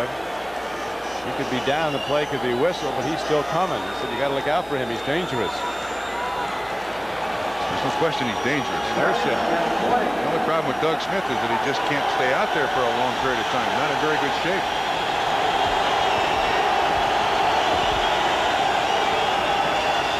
Boomer on 2nd and 20. Long ball. Almost taken down by Kendall. Intercepted. Dishman. Dishman has the ball, an interception for Chris Dishman, who hurt his foot on the play. It looked like when he hit the ground after jumping up for the interception, he may have turned his ankle, Don. Ball was intended for Kendall Smith. And this is just kind of a hope shot for Boomer. The coverage is there.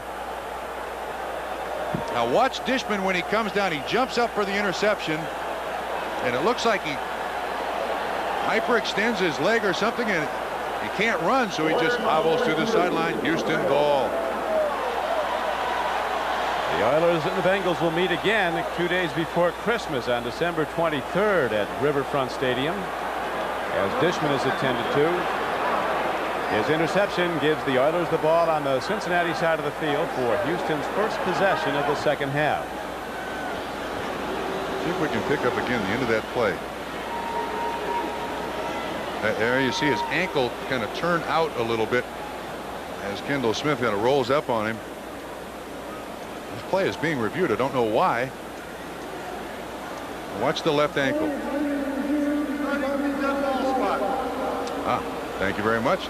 Deciding the dead ball spot.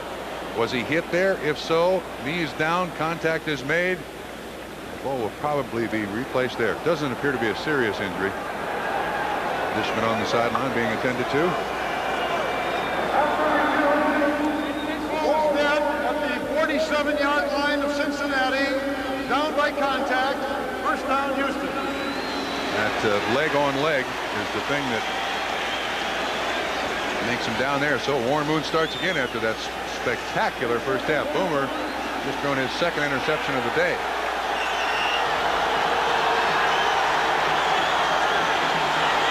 Well, Boomer goes to the sideline and Warren Moon goes to work again. With the hot hand to the run. So White takes it across midfield on a first down carry. He got close to 4.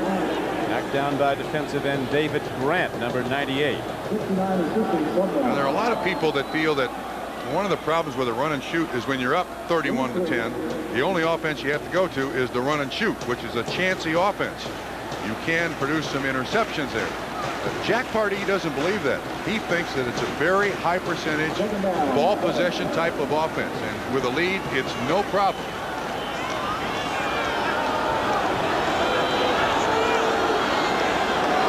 Second down and 7 now for the Oilers, who lead the game 31-10. That's how it stood at halftime.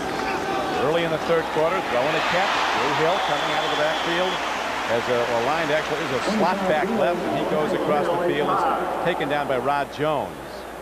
It didn't take Houston long to figure out what was going on here. Man underneath, zone coverage on top by the Cincinnati Bengals, and Warren Moon has consistently gone outside, found the single coverage and gotten it to that receiver. Again, too big a cushion there for man coverage. You see Fulcher, he's the man on top in zone coverage, and Jack Pardee likes what he sees. Third and short. Lorenzo White is the setback. Gibbons playing games with this cover as Boomer calls his own number. Moon calls his own number and gets ahead to the 41-yard line, a first down. So a quarterback keep by Warren Moon. James Francis brought him down. 3 yards on the carry. I know it was one or the other. Yeah, well, the guy in blue is going to be Warren Moon. All those quarterbacks look alike, you know, after a while. The second leading rusher on this team. He has done it today with his arm.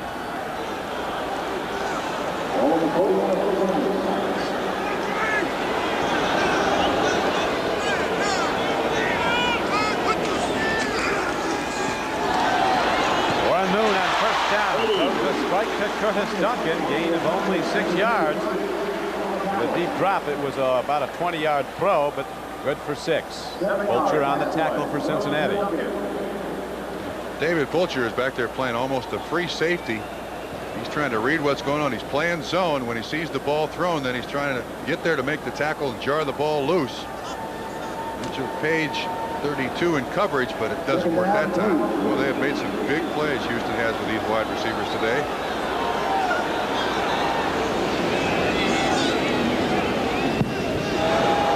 With a long count on second down and 3.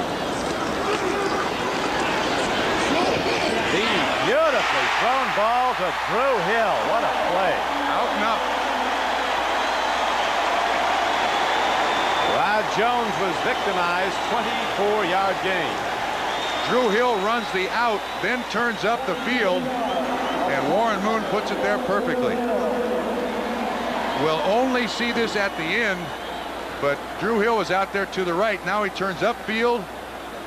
Rod Jones is nowhere close. Another 24-yard pickup.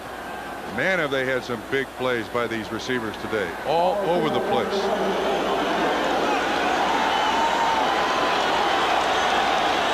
Ricky Dixon has been worked on a lot today. gets into the end zone. Open man, Ernest Givens, touchdown Oilers.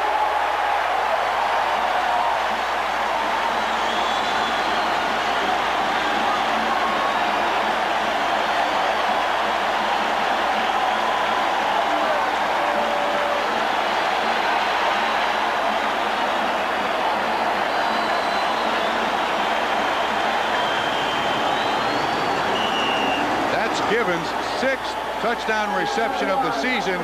Phillips is the man in coverage, and oh, does Ernest Givens ever fake him out of his uniform.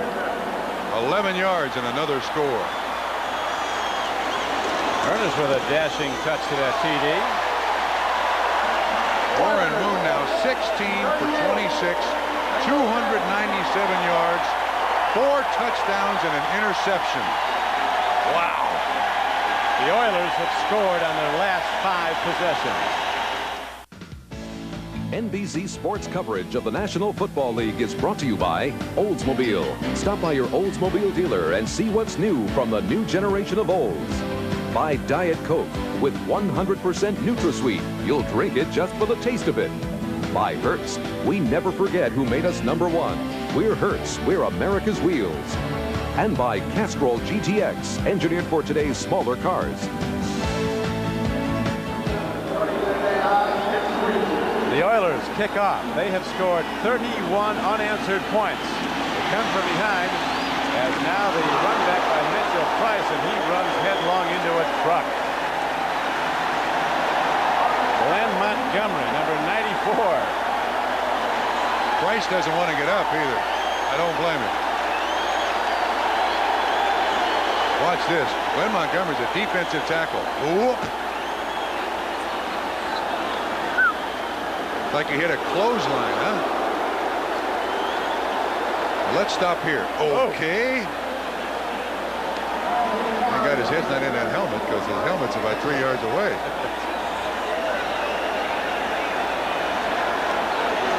(38-10) is the count. As the Oilers on a Sunday, they are avenging that 61-7 loss at Cincinnati, December 1st of 1989.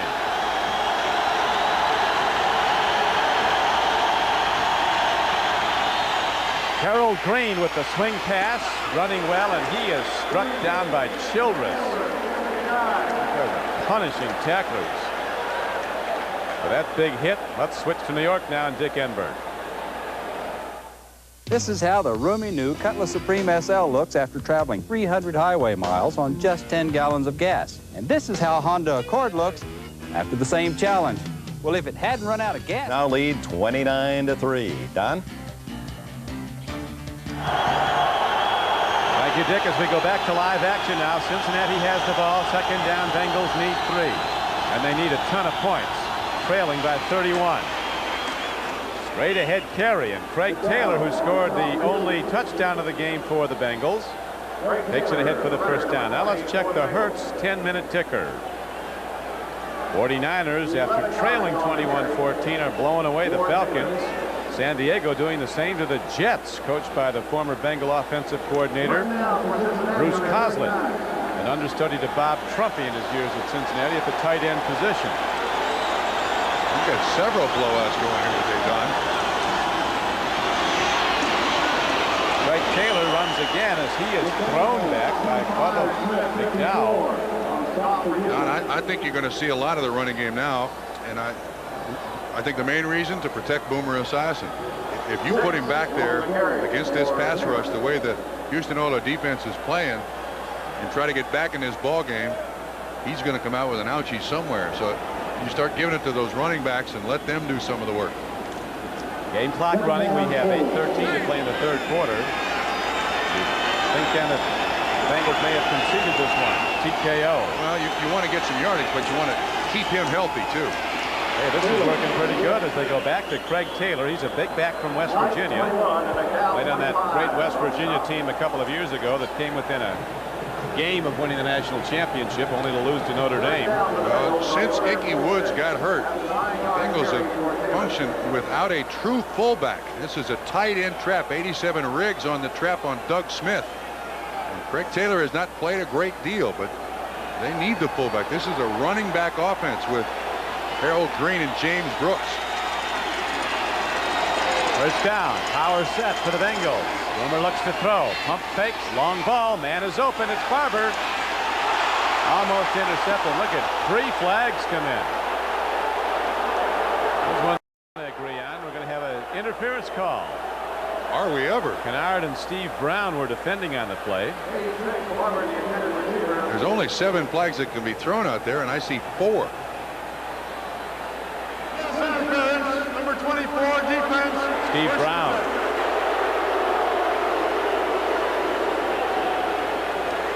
Well, the receiver, Barber, runs a stop and go. You see the pump, that's on the hitch, and then he goes deep.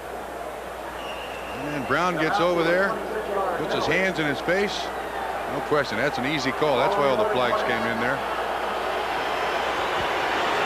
Whoops. On the offense. Rodney Holman left early. 3 or 4 more flags.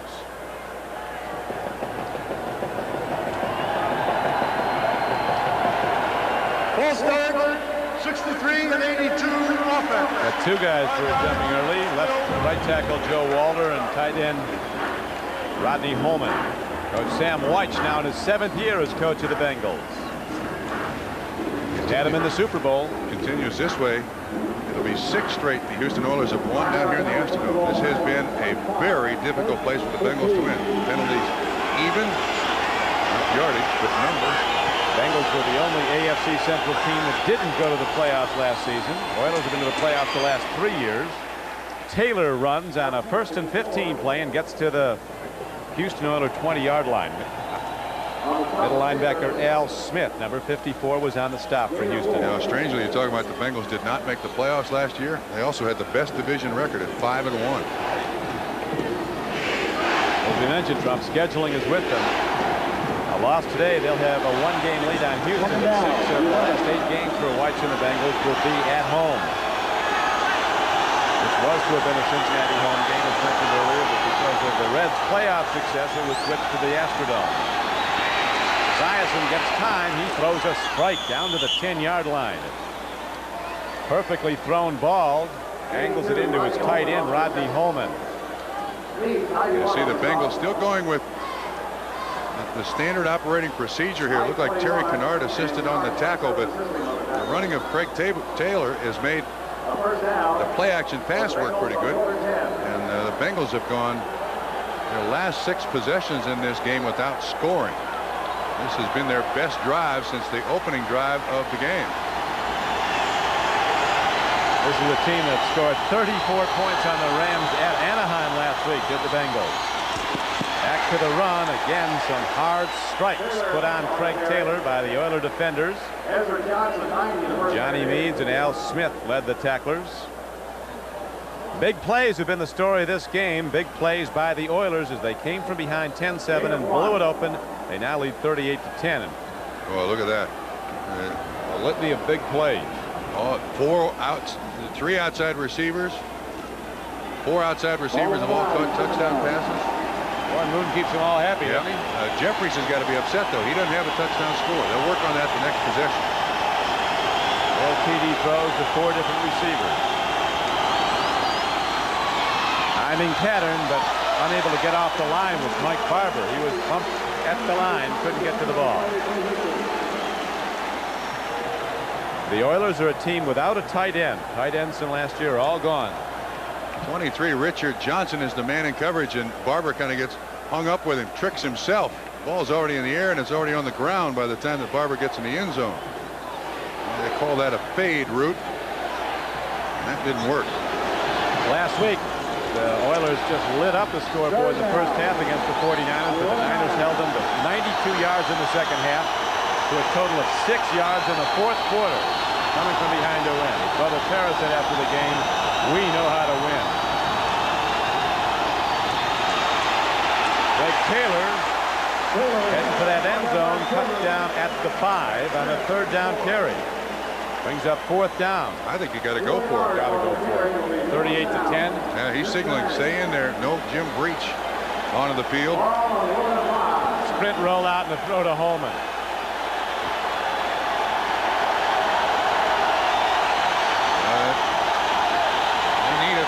3 here, no question about it. Bengal offense isn't getting any help from these Oilers fans.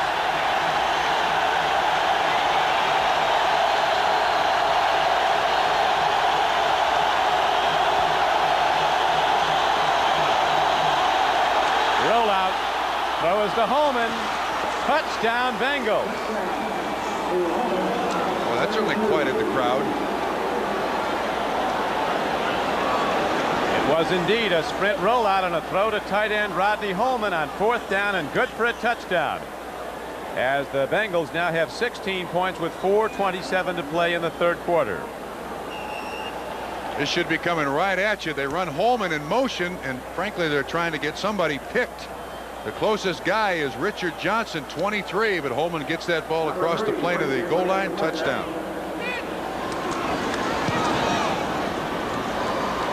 The extra point is hit up and good by Jim Breach, and so the Bengals, who haven't scored in a long time, get a touchdown on a 4th down throw.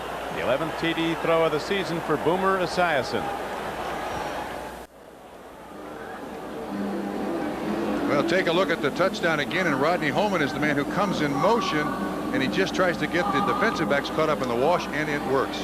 Homer rolls out. Richard Johnson, 23, is the closest man, but Holman does get the ball into the end zone for a score. So there is new life for the Bengals. And here is the kickoff, spun downfield to Gerald McNeil of the Oilers. His trip was a short one as he's down to the 15-yard line. Kevin Walker, 59, came down to make the play on special teams for Cincinnati. 15 yards on the return for McNeil.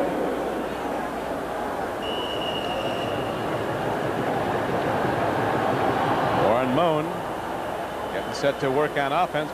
First a timeout. With Bob Trumpy, this is Don Criqui back at the Astrodome in Houston, where the Oilers lead now cut to 38-17 as the Bengals score for the first time since they led the game 10-7. Since then, until that last score on a Esiason and Holman throw on 4th down, it has been all Oilers. Now Alan Pinkett's in the game for Houston for a setback. The all-time leading rusher at Notre Dame. Alan Pinkett gets the ball. Not very long. James Francis, Pinkett's 5'9", 188. James Francis is 6'6", 250. Alan Pinkett didn't expect to come into the game and have this happen. I mean, just after he gets the football, whoops. Somebody block that number 50, will you please? James Francis, a Baylor Bear from Waco, Texas. #1 draft choice of the Bengals. Rave about this guy. He was a basketball player. They don't know how good this kid might be. Right from football to Baylor basketball. Timeout called by Houston. Houston, #1.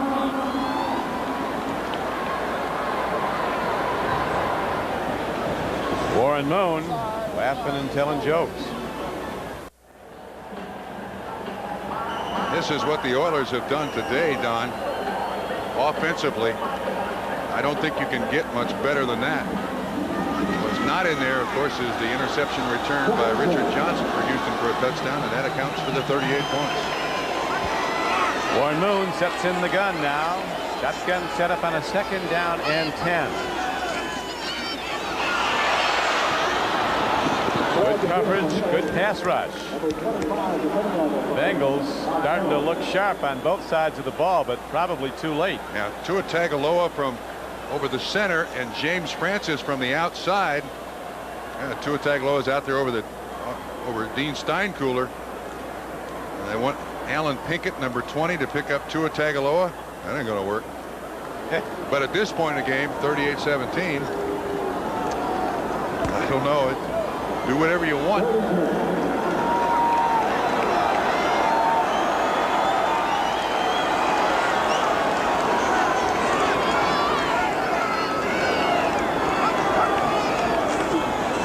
Warren Moon on 3rd down and 10. What a throw. What a hit, but it's a first down. Ernest Givens makes the catch, and then he is popped by Barney Bussey.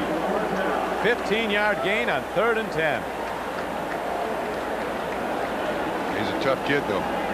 He has taken some shots over his career and still gets up. Bussey is a big hitter.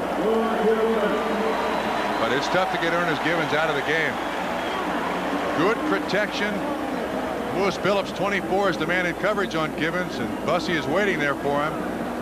But Ernest hangs on. The hit once again. It's like one of those dummies you see in the car commercials when they crash and fall all over the place. I don't know how they get up after the collisions like that, but they always do, it seems.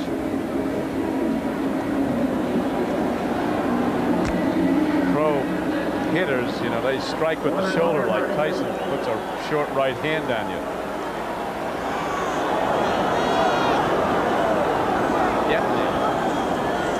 First and 10. Warren Moon stands in, makes another completed throw to Jeffries coming off the flank east of the 35-yard line. See the game clock winding down. Ricky Dixon was on the tackle, number 29, former #1 draft choice from Oklahoma.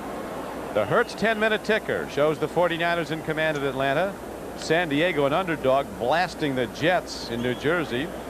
Kansas City now opening up a 15-point lead over Detroit.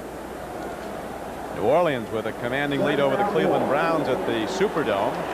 And Tampa Bay with the Packers well in hand. Buccaneers leading by 12 in the 4th quarter.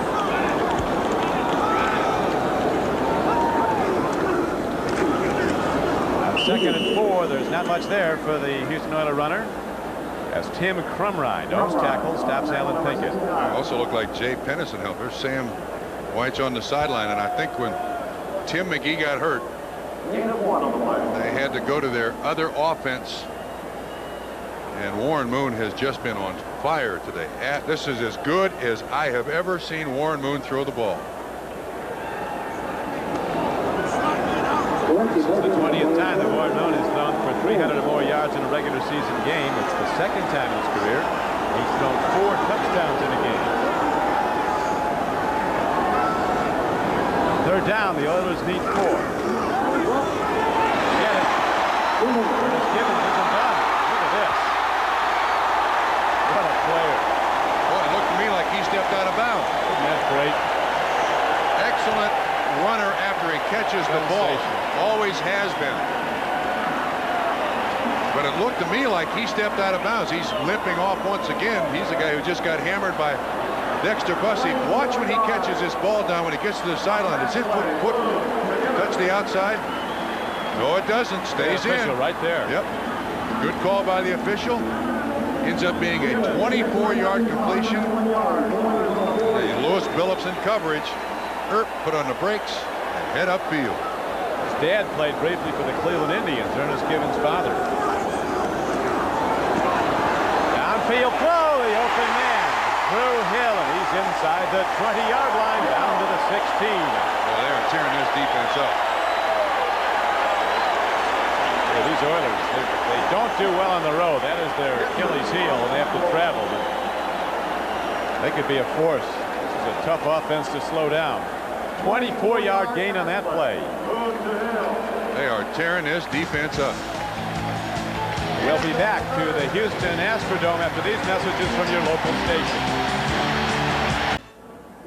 Houston with a commanding lead after 3 quarters of play. We're ready to open the 4th quarter now at the Astrodome in Houston. Don Criqui with Bob Trumpy. If you like touchdowns, this is the place to be.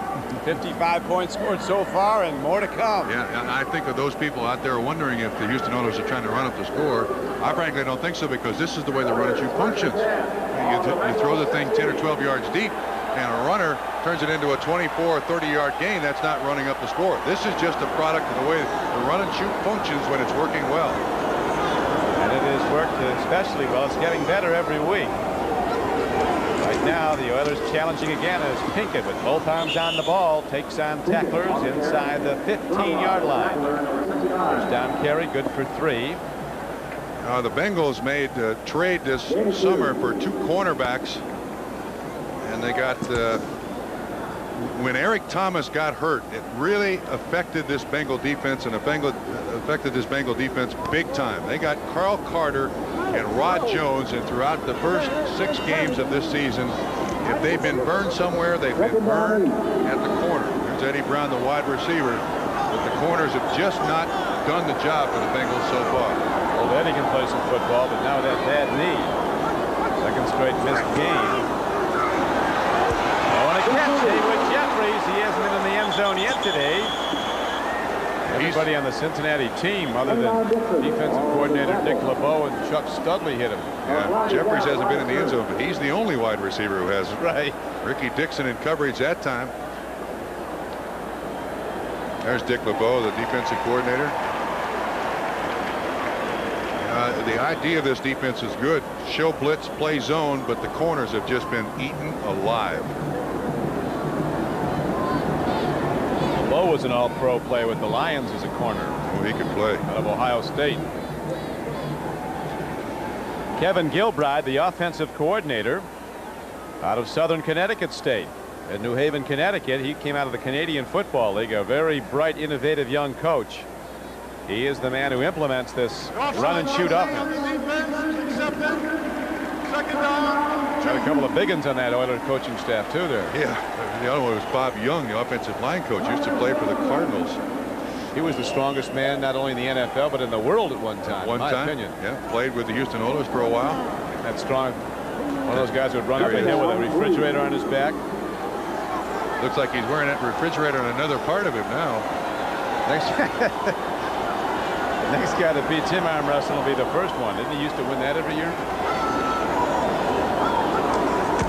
Second down, Alan Pickett. Amazing little athlete. He went to Notre Dame as a 5'9", 182-pound running back. They strength tested the team. He bench pressed more than any player on the team at 185 pounds. 440 pounds. The only problem is he doesn't get a lot of carries out of this run and shoot. This is just spread the defensive line and try to get up in there. David Fulcher, 33 there, along with Tim Crumright to assist. And if Houston scores here, that's 7 straight possessions on which they have scored. Is that unbelievable?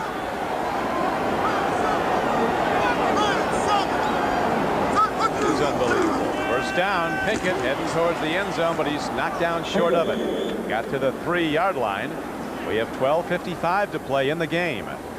38-17 is the count. The Oilers in the lead and looking to build on it. Let me change myself. It's 6 straight. This will be the 7th. And that is just, you can't play any better football. Look at, whoa, 417 yards. 366 by Warren Moon. 4 touchdown throws.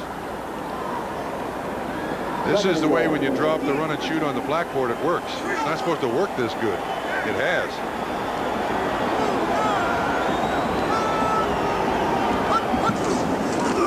Moon looking for more into the end zone. Intercepted and lost.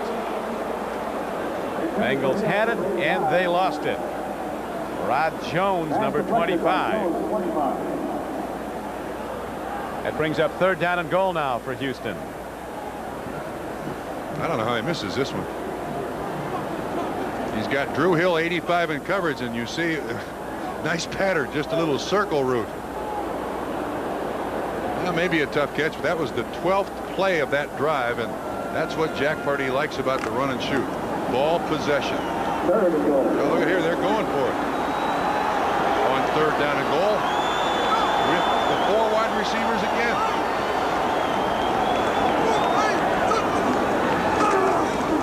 Throw, touchdown, Jeffries.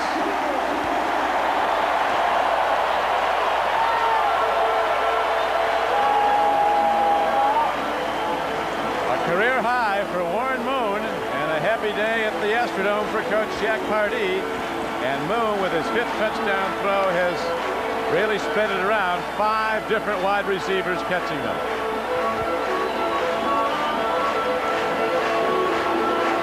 Ricky Dixon, 29, just drops the coverage immediately. Bussey, 27 on the inside, doesn't help.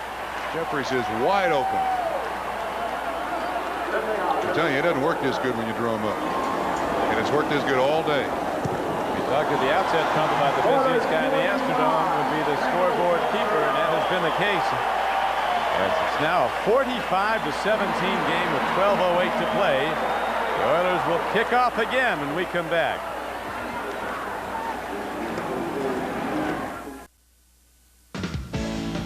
NBC Sports coverage of the National Football League is brought to you by Mazda Cars and Trucks. Mazda, it just feels right. By Dean Witter. There are many ways to measure success. Dean Witter measures success one investor at a time. By the First Brands Corporation, makers of Prestone Advanced Formula Antifreeze. And by America's favorite light beer, sponsor of the NFL Player of the Year Award.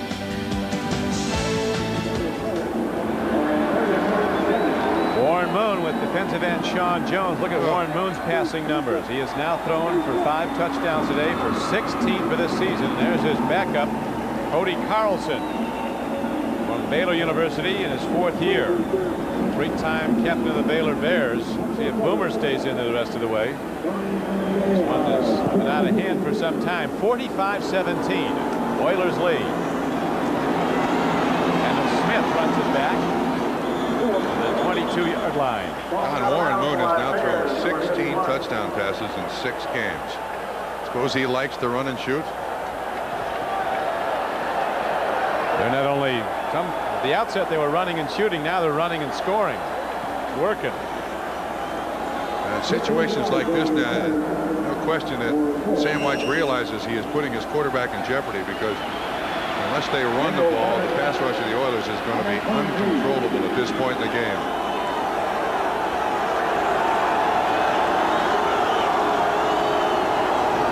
Esiason hands off to the rookie Green. He works hard, and a marker comes in again. 11:53 to play in the game. Oilers 45, Bengals 17. Holding against Cincinnati. That play comes back.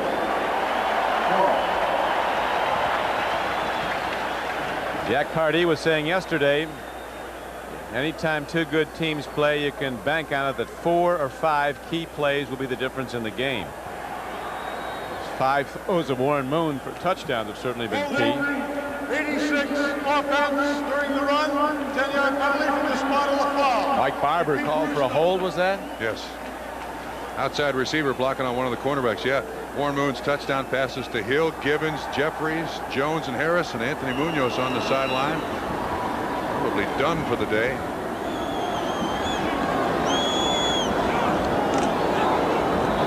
Gotta hit him back. I think Mike Brennan, number 60, is in a tackle for the Bengals. Mike Brennan is in, a rookie from Notre Dame, number 60. Here's a throw down the field. Intercepted indeed, and it's live. Running with the ball is Terry Kennard. Run down by Jim Riggs, a tight end. Kennard was a key player for the New York Giants in their Super Bowl championship season. Came here as a free agent. Marker down, and they're starting up after the play.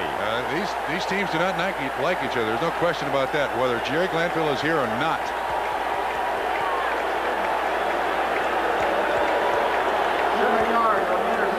Esiason was saying yesterday there's more jawing in this series than there is in any other one the Bengals play, even with the arch rivals like the Browns and the Steelers. And he said let's watch the interception again now. Ball was intended for Mike Barber, and Terry Kennard, free safety. Wait a minute, did he have that one? Did that ball bounce on the ground? Jim Riggs finally makes the tackle. 2 things. We have ruled down by contact at this spot right here, the 41-yard line. Secondly, we had offsetting personal fouls after the play. It was 1st and 10 right here. Okay, so what they're saying is that Kennard was down when he hits the ground here, but did he catch that? He didn't catch that ball. That's not an interception. That's not an interception.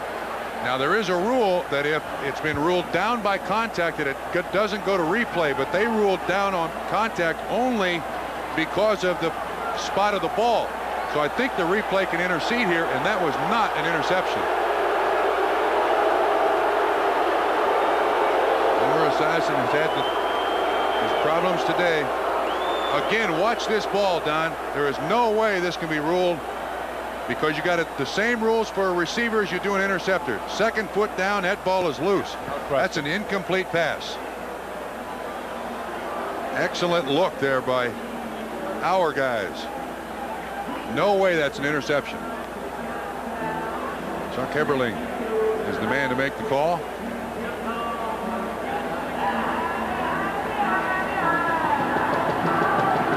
Chuck looks like he's calling in additional counsel now to rule on this. But there's no question from that last replay look that the ball did touch the field before Terry Kennard had possession of it. Yeah, and you heard the referee say that it was down on contact, but that's where to spot the ball. They're not saying that he had the ball and he was down by contact. No, but I think that's a mistake. I think that's a clear mistake. He was saying down on contact to mark where the ball was. Boomer didn't buy it. That's one for Houston, and that's the way it's gone today.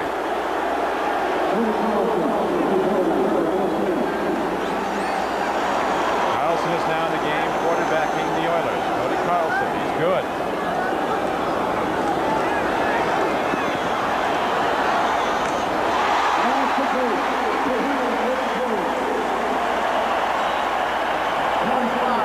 Carlson's first throw is a strike for a first down to Leonard Harris for 13 yards. This is the most points scored by the Oilers since they beat the Bears 47-0 some years ago.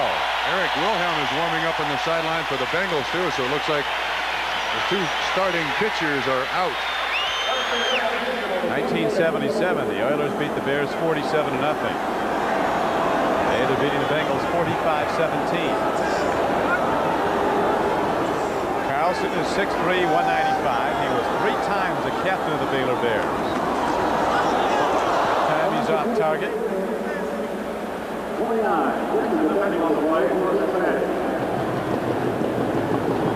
Lots of points going up on the board at Atlanta, most of them scored by San Francisco. San Diego venting its frustrations, pummeling without mercy the New York Jets, who are on their home field. Kansas City blasting the Lions after Detroit led early in that game. Touchdown Sunday. New Orleans continues to lead Cleveland by a comfortable margin, as does Tampa Bay over Green Bay. There's a game there worth looking at, including this one. They're all over. Next Sunday it kicks off with NFL Live. Then in the 1 o'clock games, Denver is at Indianapolis. Bobby Humphrey as Eric Dickerson returns to run the ball for the Colts. The Jets head into Buffalo to play the Bills, who are on fire. A week off. No to catch on 2nd down and 10. Boomer Esiason ready to head back to Cincinnati. Their next time out will be against the Cleveland Browns at Cleveland. Next for Warren Moon and the Oilers, they'll be playing the Saints here in the Astrodome next Sunday. And they're home again the following week to play the Jets. Look at those numbers. 369 yards, 5 touchdowns to 5 different receivers. Well, this is what NFL coaches are hoping the run and shoot does when you have the run and shoot as your offense. The numbers for Boomer last week, he was sensational. Today, all Houston. Here is Carlson getting the ball away downfield. Oh, it's almost a touchdown throw. Tony Jones almost had his second of the day, and there's a penalty marker down at the line of scrimmage. Rod Jones, 25, was defended. Offside defense.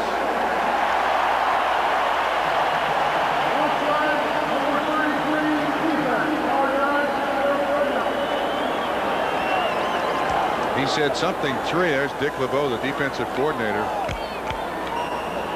And as strange as this sounds, the bulk of this defense has played very well.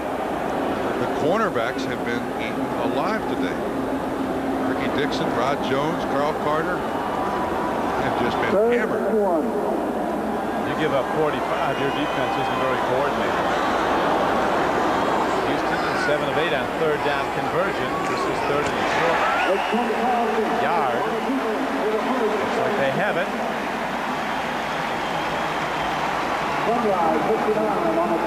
That's 8 of 9 on 3rd downs.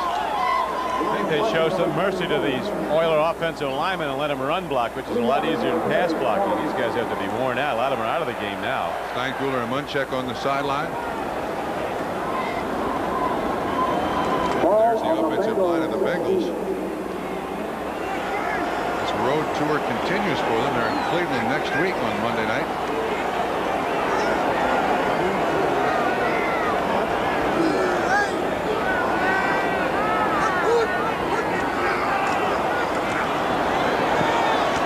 Into the end zone. They wrestle for the ball. Touchdown. There's a penalty marker down. Receiver might have left early. Yep, far side receiver left early. Against Houston. Comes back. McNeil makes the catch, but Tony Jones, the receiver on the other side of the field, left early. They had 51 up on the board. And Number 82 offense, 5 yards, repeat first down. Tony Jones was off the line of scrimmage before the snap. No question about it. He was very premature. And he knows it, and then McNeil gets the catch for Houston's 6th touchdown reception, but it doesn't count. Still, it's worth looking at. Ricky Dixon again. Boy, he's been in a lot of these pictures, hasn't he? Guys in the end zone catching the football. That's what you call catching the ball over the defender. They go to the draw play. Alan Pinkett breaks through. He's heading inside the 15, inside the 10, and down to the 6-yard line.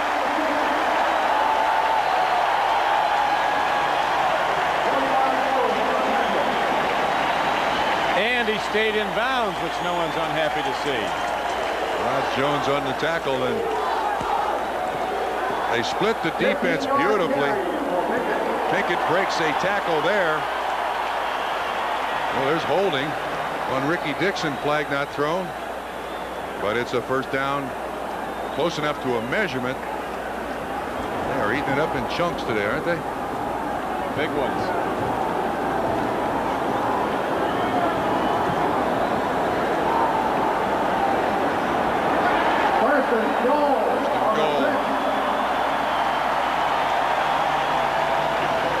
First and goal, Houston Oilers.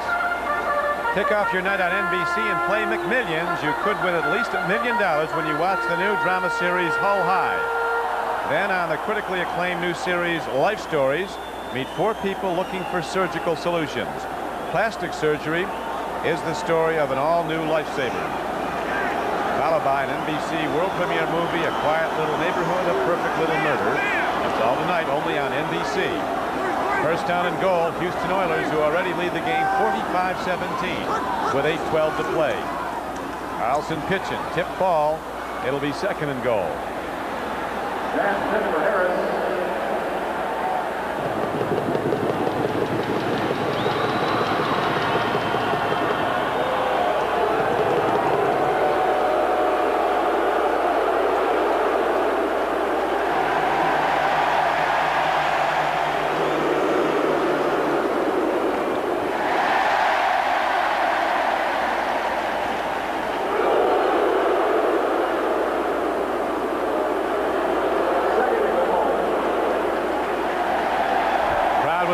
Those pictures you saw were flashed on the scoreboard. Matrix. Let's see the Oilers, they cheer. When they see the Bengals, they boo. Oiler fans have had nothing to boo about today. Great performance by their team. Incomplete pass, but no penalty marker down. Lewis Billups was defending. Number 24 on Bernard Ford, number 88.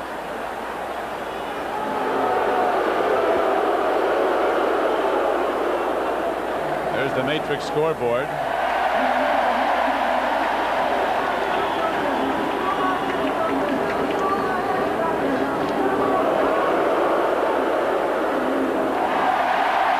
Our pictures are now not synced with the Matrix. Well, they're having fun, and I don't blame them.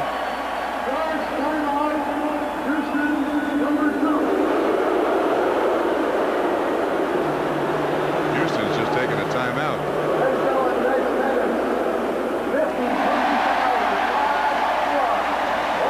Timeout. Let the good times roll. They engaged the Bengals all right. 45-17 with 8:04 to play. Don Criqui with Bob Trumpy. And now with Cody Carlson pulling the trigger. The Oilers look for more. 3rd down and goal. Dickens would like to get in. He gets the play fake, and it's Carlson on the rollout. Francis in pursuit. Ooh, he clotheslined him. Took his head off. Incomplete. James Francis will get your attention. Yeah, James Francis will outrun a lot of quarterbacks in the league. He does. Carlson does a good job of getting away from the first time, but then Francis makes him pay. He wrestles him to the ground. Nolan almost completed, so Zendejas comes in for a field goal. And on this, once again, rips the helmet off of him. Hair-raising experience there for Cody Carlson, huh? Zendejas getting back on track. He was 2 for 7 on field goals this season before today. He's hit them both. And the lead is now 48-17.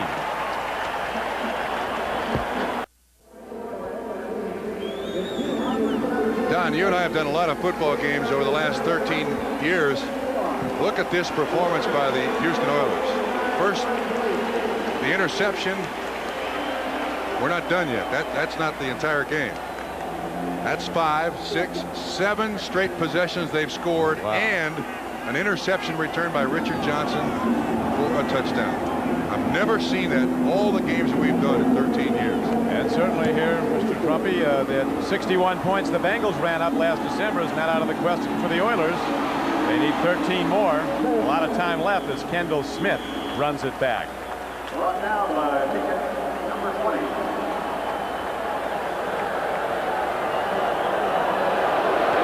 Quarterback now for Bengals number 4, Eric Wilhelm. Don Criqui with Bob Trumpy at the Astrodome as Eric Wilhelm is now in to quarterback the Bengals. And hopefully in their wisdom the Bengal coaches will order him to run the ball. Anthony Munoz has an ice pack on his shoulder. James Brooks is on the sideline. Boomer Esiason out. He's going to throw it. Makes a completion. Hits it downfield to Lynn James, that much talked about rookie from Arizona State. There's big Anthony Munoz, the consensus all-pro tackle who banged up his right shoulder. James Brooks, the all-purpose runner. He's on the sideline, maybe just being rested. Smart save. Boomer Esiason, second half of this game, 2 of 5, 16 yards passing, 1 touchdown, 2 interceptions. Lead again, December 23rd in Cincinnati. To the run go the Bengals, and Craig Taylor, who scored Cincinnati's first touchdown on a short burst up the middle. Carries the ball on a first down play for about 4 yards. Tackles by Jeff Alm, a rookie from Notre Dame, and Glenn Montgomery, also a first-year player. There's Warren Moon and his counterpart Boomer Esiason.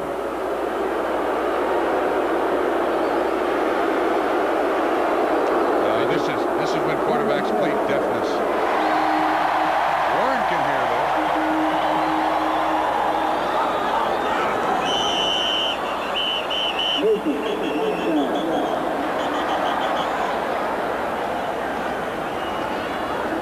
There's a group that did an awful good job today. Gave Warren Moon a lot of time to throw. Very good.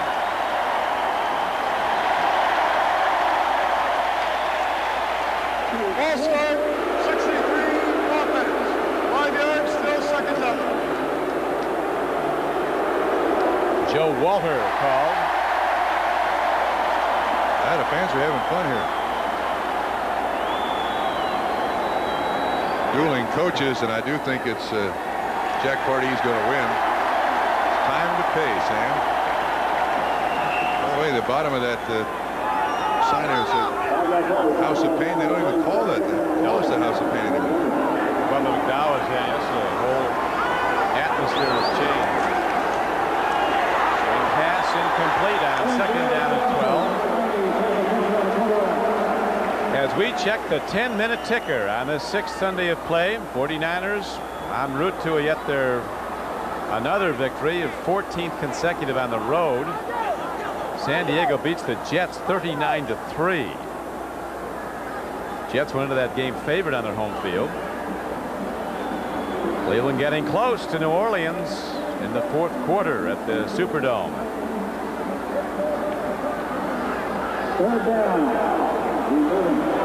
Next Saturday at 1 o'clock Eastern Time, Walt Disney World Oldsmobile Golf Classic on NBC Sports. Incomplete throw. It brings up fourth down. Don, this is just the second punt of the ball game.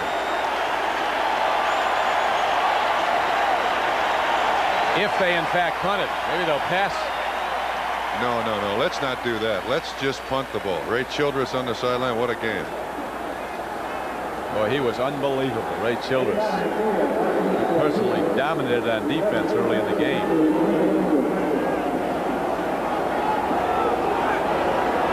Lee Johnson ready to hit the ball.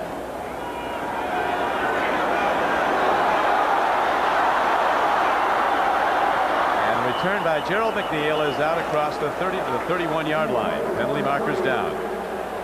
Back up the field, too. Ran out of bounds at the 36. 6 minutes and 2 seconds left to play here at the Astrodome. And referee Gordon McCarter gets the official ruling from his side judge. Holding against the Houston Oilers. Little tub thumping going on. Not needed at this point.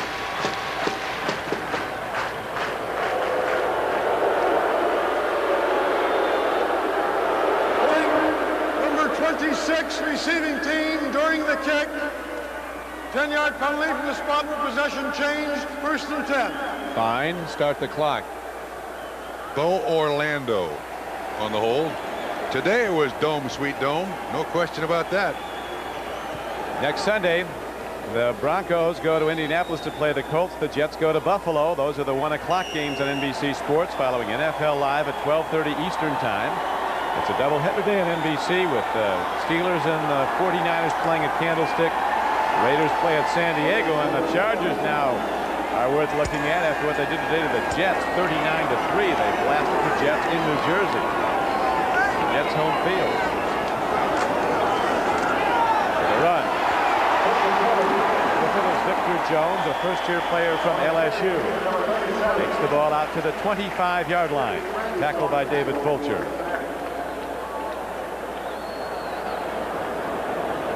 Kick off your night on NBC and play McMillions. You could win at least $1 million when you watch the new drama series Hull High. Then on the critically acclaimed new series Life Stories, meet 4 people looking for surgical solutions. Plastic surgery is the story on an all-new Life Stars, followed by an NBC world premiere movie, A Quiet Little Neighborhood of Perfect Little Murder, starring Terry Garr and Robert Urich, tonight only on NBC.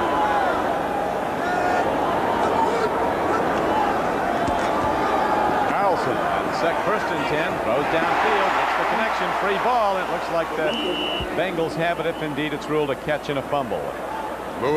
Phillips comes up with a football. Duncan got nailed. Recovered by the Bengals. Of course, these plays are always reviewable, but it certainly looked like both feet were down and the ball was then popped loose.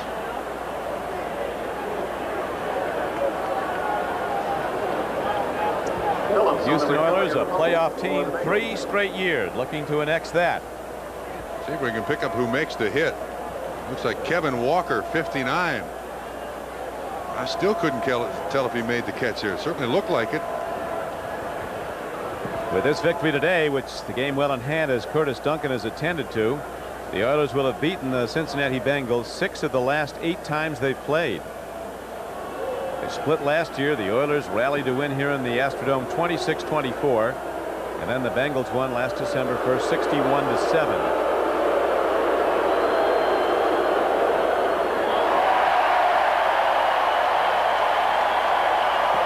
Warren Moon, the standout for the Oilers, continues to lead the league in pass attempts, pass completions, and in touchdown passes. 16 touchdown throws, #1 in the NFL through 6 games. Defensive tackle Ray Childress was equally good at the other side.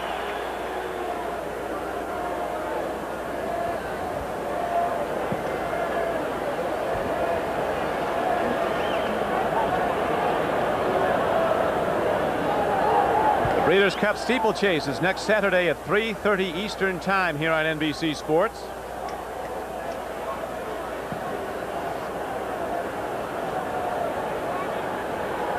Right now we have 4:46 to play. Curtis Duncan, after making a reception and losing the ball, is attended to, apparently just jarred by that tackle. Yeah, it'll knock the wind out of you, and even with the rib pads that you see him wearing, you can really knock you for a loop. He's very, very slow going off. I tell you, Bengals will blast every guy they can the rest of the way. They're going to keep throwing. They're going to keep on hitting. Looks like he also hurt his leg of some sort along with getting the wind knocked out of it. It's been a big day for those Houston Oilers receivers, though. The common sense thing to do would be for Houston to run the ball and run out the clock and get out of here with a decided win, but that would have been the common sense thing to do for the Bengals last year. Ball goes back over to Cincinnati on the fumble recovery. Let's see if we can pick up again exactly what might have happened here. Kevin Walker from the left there is the guy who makes the contact. He gets sandwiched. When he comes down.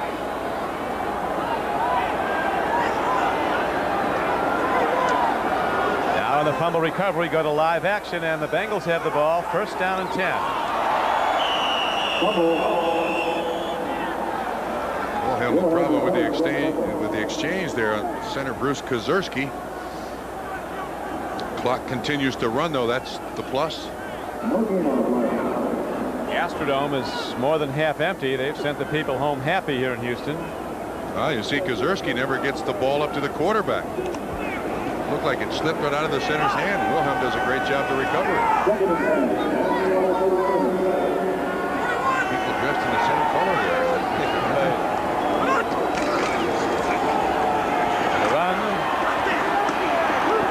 Takes it inside the 35-yard line. He's down to the 31. Hey, he just saw the wrong way to snap the ball from the center to the quarterback. Now this time Kozerski gets it up there. Well, just skidded along the ground the last time. 5 yards on the carry for Taylor. Dishman on the tackle on Taylor. Job here to pick up 3rd and 5.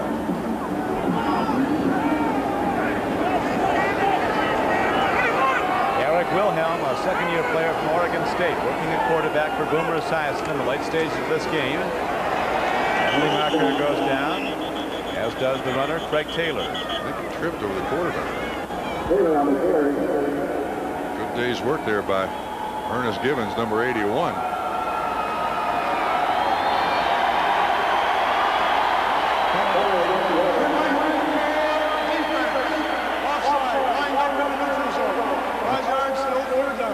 Glenn Montgomery. A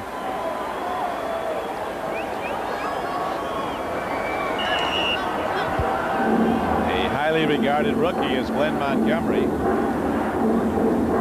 out of the University of Houston. Actually his second year. Look at the yardage.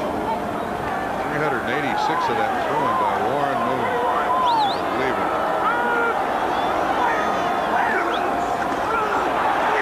Wilhelm is swept under on 3rd and short. He didn't get there, and it brings up 4th down.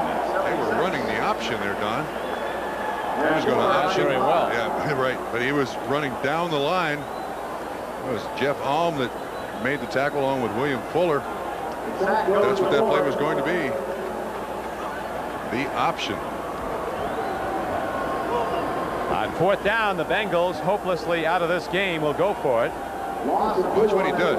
Fronts out. William Fuller just blows the play up. Now, see, his option is to pitch it back to the guy in the backfield, but William Fuller was having none of that. 4th down, they're going for it. They need about 3. They go to Craig Taylor, and we'll have to see the spot. Looks like where the linesman's coming in, he's going to be just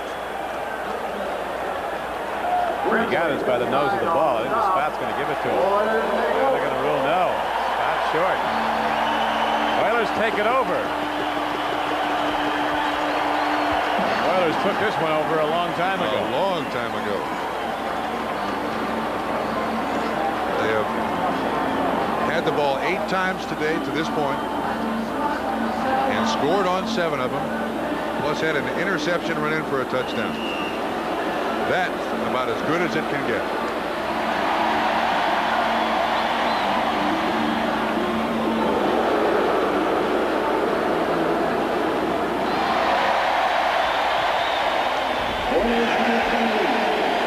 Cody Carlson at quarterback.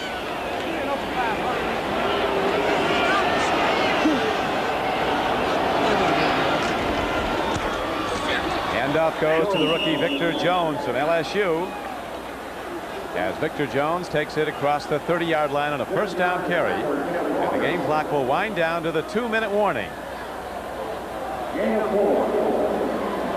We'll come right back for the concluding 2 minutes of this game as the Oilers stay in command. It's a doubleheader day next Sunday on NBC Sports. The 1 o'clock games following NFL Live at 12:30 Eastern Time. Denver at Indianapolis, the Jets at Buffalo. 4 o'clock matchups include the Chiefs and the Seahawks at Seattle, the Raiders and the Chargers at San Diego, and the Steelers head into Candlestick to play the unbeaten world champions, the San Francisco 49ers, who won handily today at Atlanta. 2 minutes to play in the game. Oilers have the ball on a 48-17 lead. That's Haywood Jeffries and his son.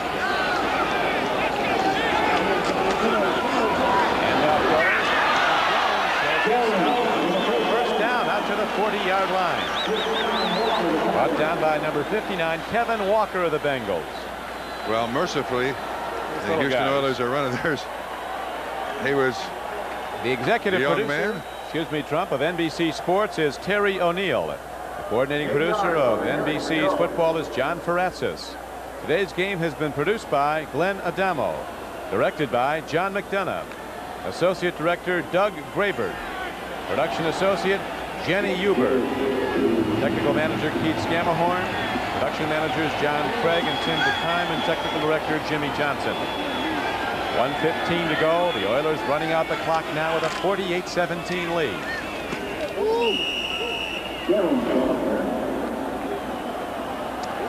I want to thank all the NBC technicians who make these telecasts possible. As you look at them in print, down inside of 55 seconds to play.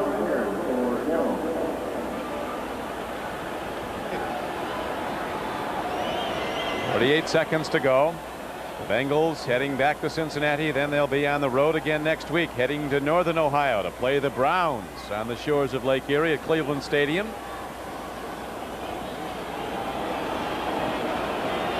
And the Houston Oilers will be right back in the Astrodome for the next 2 games, against New Orleans next Sunday, then against the Jets. Victor Jones again, running hard. Cleveland is losing at the last count, 25-20 to New Orleans, thanks to our spotters Frank Criqui and Eric Moore, statistician Charles Salzer. Kansas City wins big today, and New Orleans has defeated Cleveland 25-20.